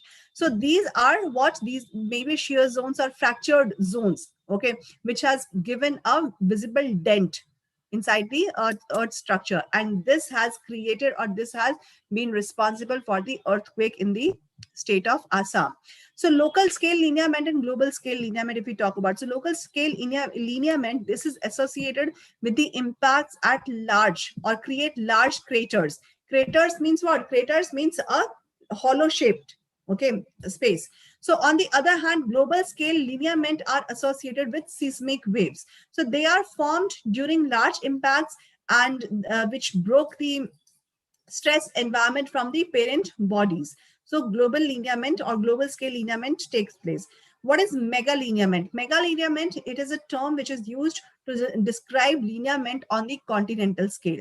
So San Andreas Fault, Trans-Brazilian lineament, these are mega lineament on the earth, and they extend to thousands of kilometers. It means the dent or the visible line will extend from 1,000 kilometers. Okay, extends to thousands of kilometers. So data from IRS 1A and Lancet 5, these were used to analyze Chota Nagpur Plateau, which says that Ranchi mega lineament is a potential site for base metal mineralization. It means these regions or these lineament regions, these are very much rich in the minerals. Okay, so Ranchi mega lineament, it is having potential, or this is a potential site for base metal mineralization. Also, it acts as a good ground water conduit, and Ranchi mega lineament that is a zone 2 in the seismic zone map of India. It means it is in a low risk zone. Okay, it means lower seismic activities can be taken place. So it is a mega lineament. So it is put in low risk zone as compared to that of Assam, a very high risk zone, that is zone 5, because the fractures of Ranchi lineament are at a great depth. So whenever lineament is on the upper surface, then it means it is more prone to seismograph, or it is more seismic prone. Okay, so that is Assam. So Assam is more prone to earthquakes because of high risk zone, that is under zone 5. Okay. Any questions, any doubts in the lineament? You can ask here.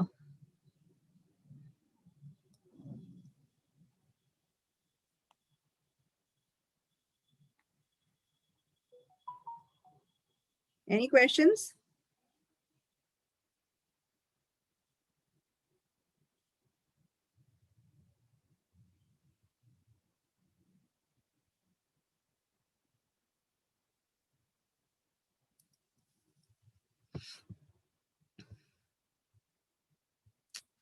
Sure.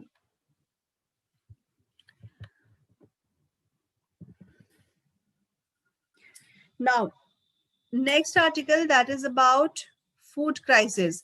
So Global Network Against Food Crisis, they recently has released 2021 global report on food crisis. Okay, and it has been released by whom? It has been released by GNAFC, that is Global Network Against Food Crisis. And what is the report name? That is Global Report on Food Crisis.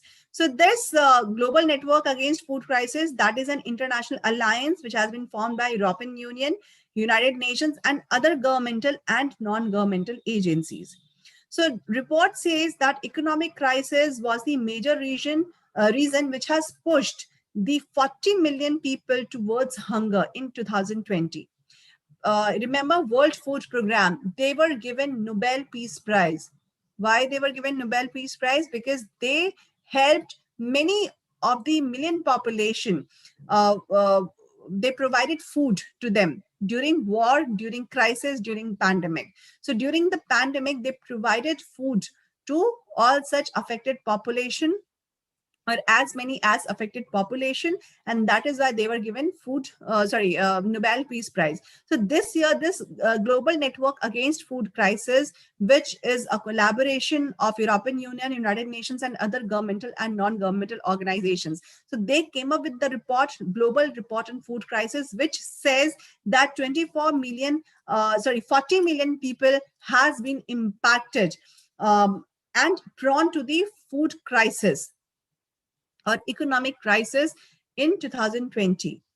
Okay, so this has increased by 24 millions as compared to that of 2019. So 2019, it was still a normal year. Okay, why normal? Because pandemic wasn't there. There were other reasons for the economic crisis. Okay, but pandemic has imposed many people towards food crisis. So that is why this 24 million increase had been found. So what are the key findings of the report? So conflicts, extreme weather, and economic shocks related to COVID-19, these are pushing factors which has pushed millions of people into food insecurity.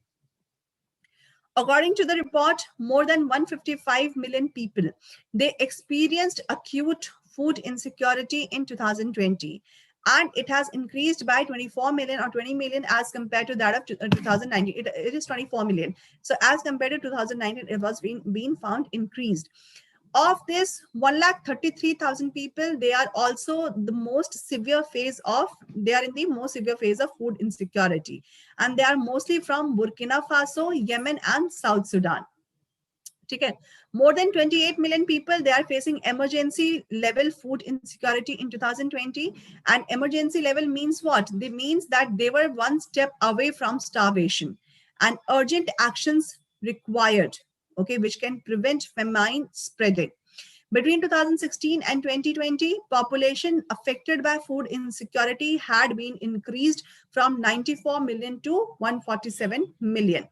Between around 75 million children, they are stunted globally, and 15 million are wasted.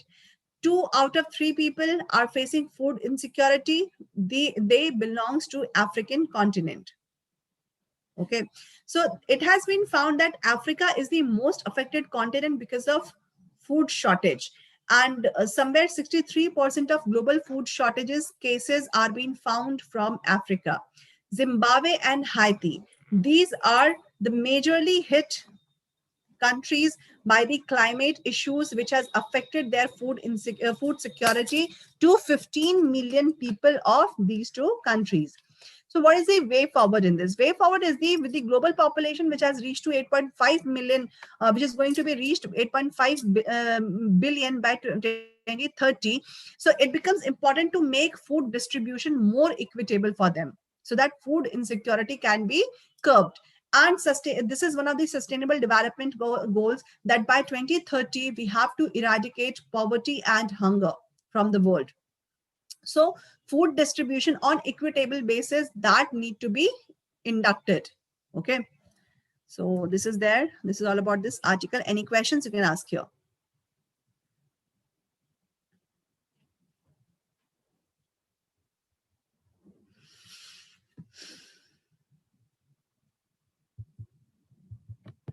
No questions?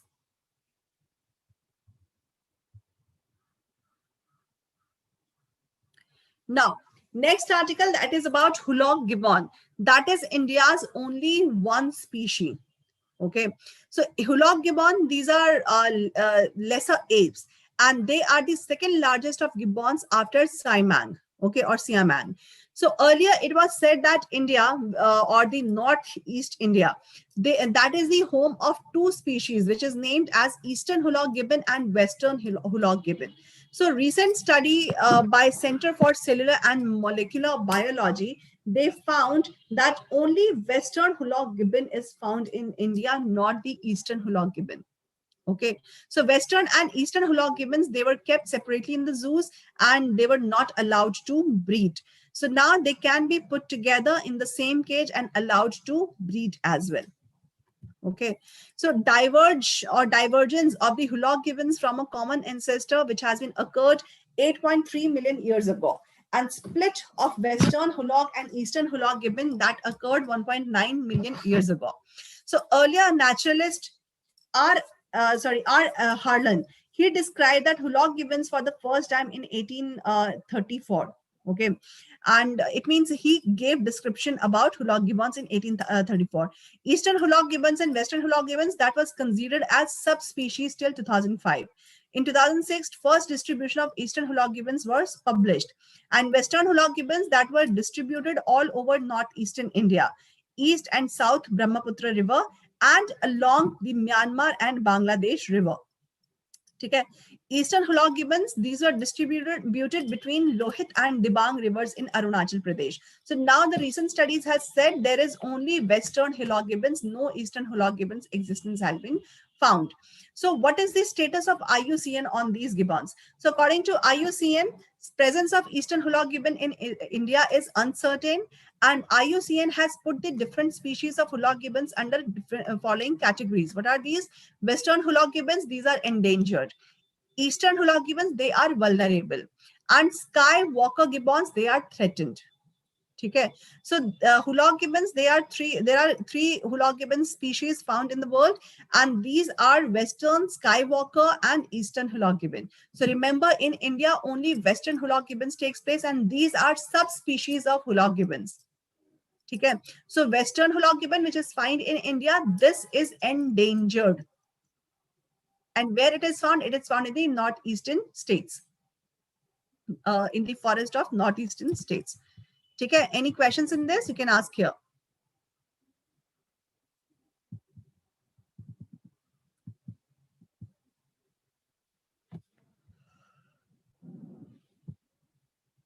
No questions?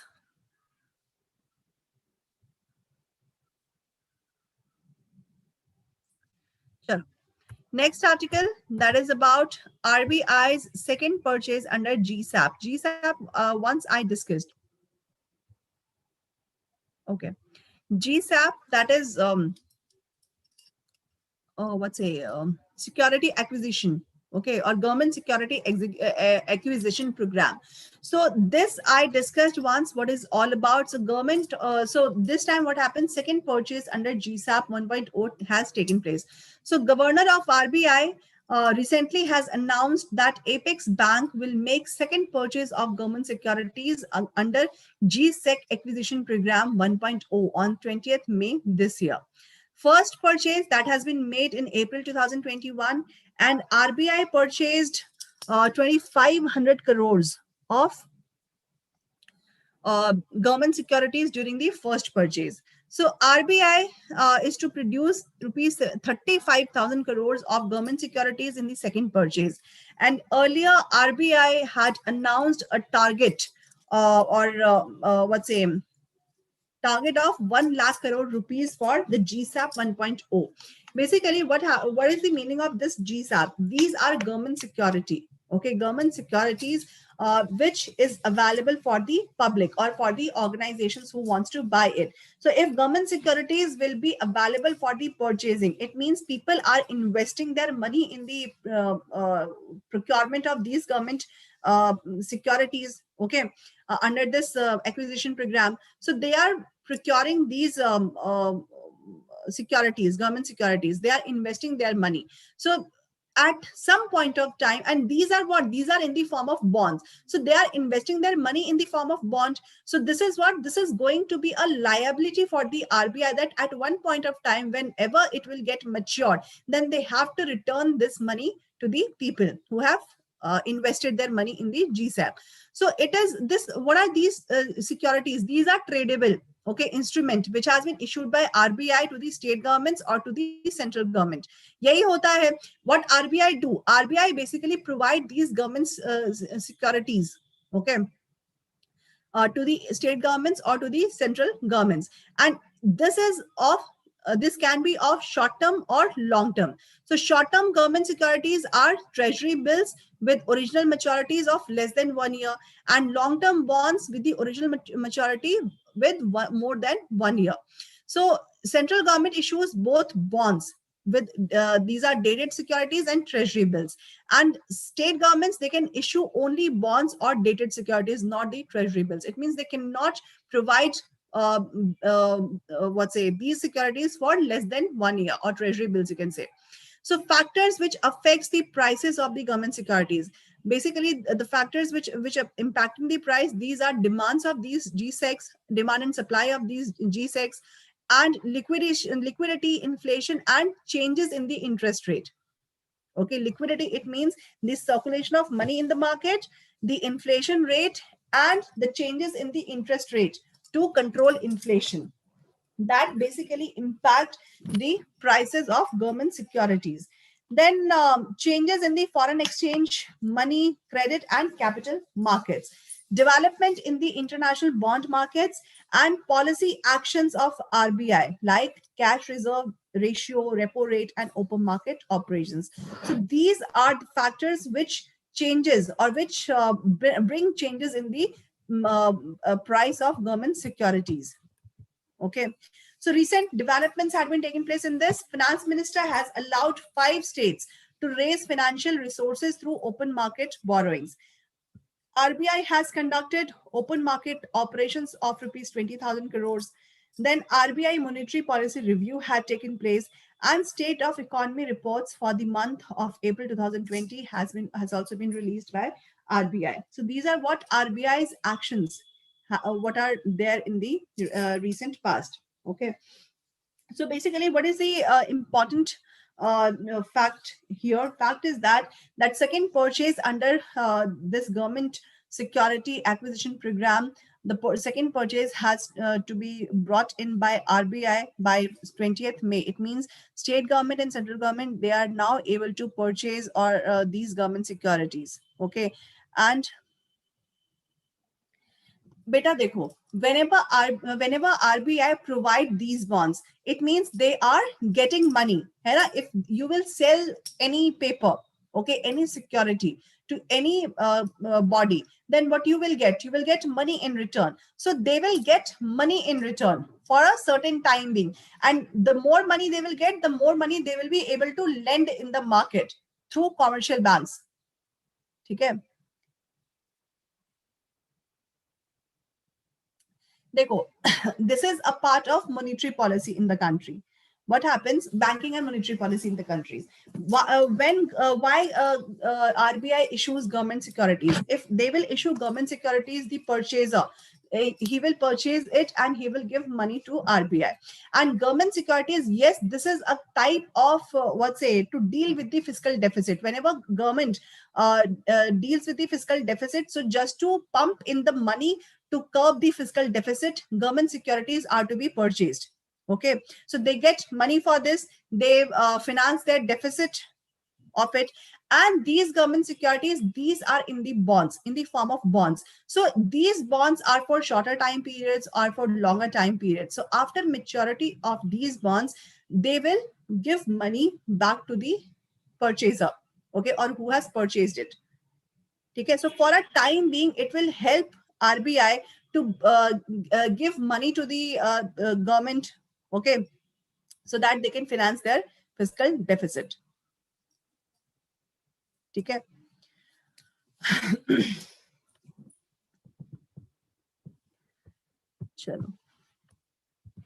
Now, another article that is about beyond visual line of sight flights of drones. So what is all about? So Ministry of Aviation under central government, they have allowed 20 entities who can conduct beyond visual line of sight flights of drones. Basically, drone flights, it was not legal. It was not treated as legal in the country. But recently, Aviation Ministry has allowed 20 entities so that to conduct this beyond visual line of straight flights of drones. So what is the meaning of this beyond visual line of sight? Basically, it is a distance where drones and unmanned aerial vehicles can operate outside the normal visible range. That is the meaning of beyond visual. Okay, so outside the normal visual range, they can flight these beyond visual line of sight drones. So that is the second stage in the testing of drones. And in the first stage of testing, the drones are operated within the visual line of sight. मतलब जब तक दिख रहा है, till then they can fly these drones. And beyond visual, it means they can go beyond that visual lines of the uh, uh, lines of sight of these drones. So what is the plan now? So in two stages of testing, if these two stages of testing gets completed, then permitted entities will seek permission for further clearance to explore the possibility of vaccine delivery using drones. It means drones will be used for vaccine delivery. Okay, so they have to travel far as well. That is why beyond visual line of sight from drones had been tested to fly. So recently, Telangana government got permission to use drones to deliver vaccines. Indian Council of Medical Research and IIT Kanpur, they also recently permitted by Government of India to study COVID-19 vaccine delivery using drones. Okay, so that is the use of this beyond visual line of sight drones. So this beyond visual line of sight, that is cost effective and has numerous applications. It allows drones to collect more data in fewer deployments. The cost of deploying a drone is less than our traditional methods, that is manned helicopters and airplanes. So if helicopter and airplanes will deliver vaccines, so it is cost effective, it is time taken. So and in the shorter range or beyond shorter range, they can deliver it easily and effectively and at lesser cost as well. So beyond visual line of sight drones are controlled by data provided by onboard instruments, and information is transmitted to the operator through telemetry link. So information includes altitude, speed, position, and direction of the flight. Okay, so these informations, they get stored in their data sheet and they share it to the operator through telemetry link. So this COVID-19, these drones will be used for the delivery of COVID-19 vaccines. So Indian Armed Forces, they have been used drones to deliver payload. Okay, since 2000. So major challenge in the transporting COVID-19 vaccines through drones is maintaining low temperature during the transportation of vaccines. Why? Because these vaccines are required low temperatures. So whenever drones have to deliver these vaccines, they have to maintain low temperature while transportation. So India has potential to use up to 5 unmanned air vehicles or drones per district. And there are 118 districts in India where 3,600 drones can be deployed to distribute the vaccines, and it will be cost effective and less time consuming. Okay. Any questions in this? You can ask here.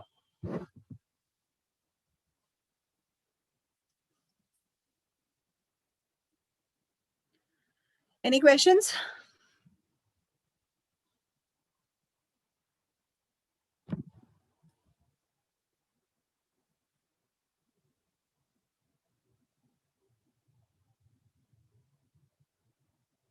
No questions, right? Chalo. Moving on to the next one. Section 142 of Social Security Code. So Ministry of Labor and Employment, they recently notified this section 142 of Social Security Code, which has been passed in 2020.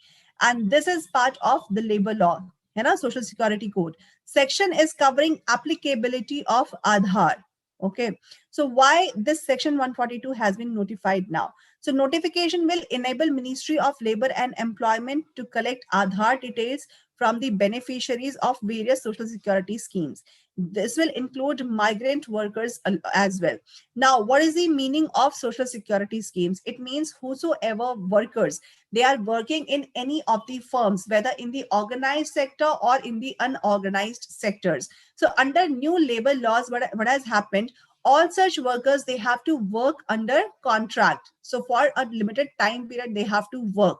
Okay. Nobody can fire them before the completion of their contracts. And that was there. So whosoever workers are being employed in any of the firms, they will be entitled for social security schemes.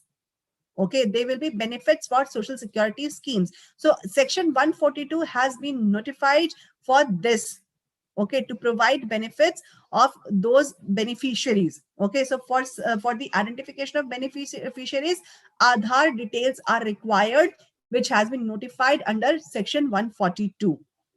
Okay, so why these Aadhaar details will be collected? So National Informatics Center is creating a national database for unorganized workers, because they are those people who are more vulnerable to job loss. So portal aims to collect data of migrant workers as well, and this data will be used by various schemes of the government.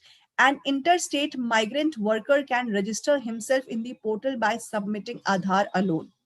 Okay.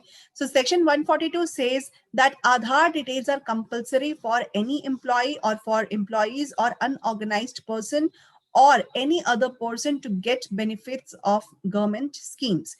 Benefits can be in kind of cash for medical sickness, availing services for career center, maternity benefits, receiving payments as insured person, etc. So these are those benefits which are entitled with the workers, with the works in the organizations, whether unorganized or organized. Okay. So Social Security Code, which has been passed last year, okay, and introduced in 2019. So main objectives of the code was to club the existing laws and introduced universal security, social security for unorganized workers, and also health and insurance benefits for gig workers too. Gig workers who works on the platform. Okay, so it merged eight existing laws and included Maternity Benefit Act of 1961, Employment Provident Funds and Miscellaneous Provisions Act of 1952, Employees State Insurance Act of 1948, and Compensation Act of 1923. So by emerging all such major laws and minor laws, total 8 in number, it came up with the Social Security Code. It also established a social security fund and also tapped the corporate social responsibility fund to offer medical, disability, and pension benefits to the unorganized sector workers in the need of the time. Okay, so that is all about this section 142. I hope it is clear. If not, any questions you can ask here.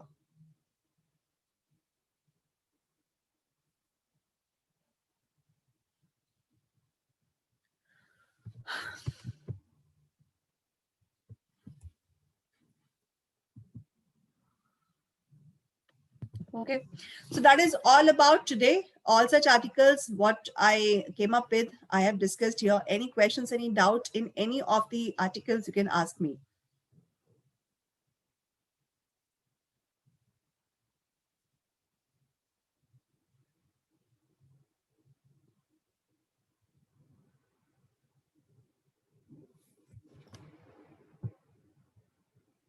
Chalo. Okay. Chalo guys. Uh,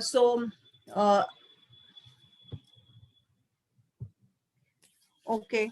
ठीक है. So thank you so much, guys. Study hard and do your preparation well. Who all were preparing for this year examination or prelims examination, I have all my best wishes with them, and who all are preparing for 2022, उनके साथ भी मेरी best wishes हैं. So thank you so much. Have a nice weekend. Have a nice day. I'll see you in the next session. Till then, bye bye, and take care of yourself. Take care of yourself and stay away from social, public places or maintain social distancing and public behavior to avoid corona cases or to avoid COVID situation. Okay. So thank you so much. Have a nice day. Bye-bye.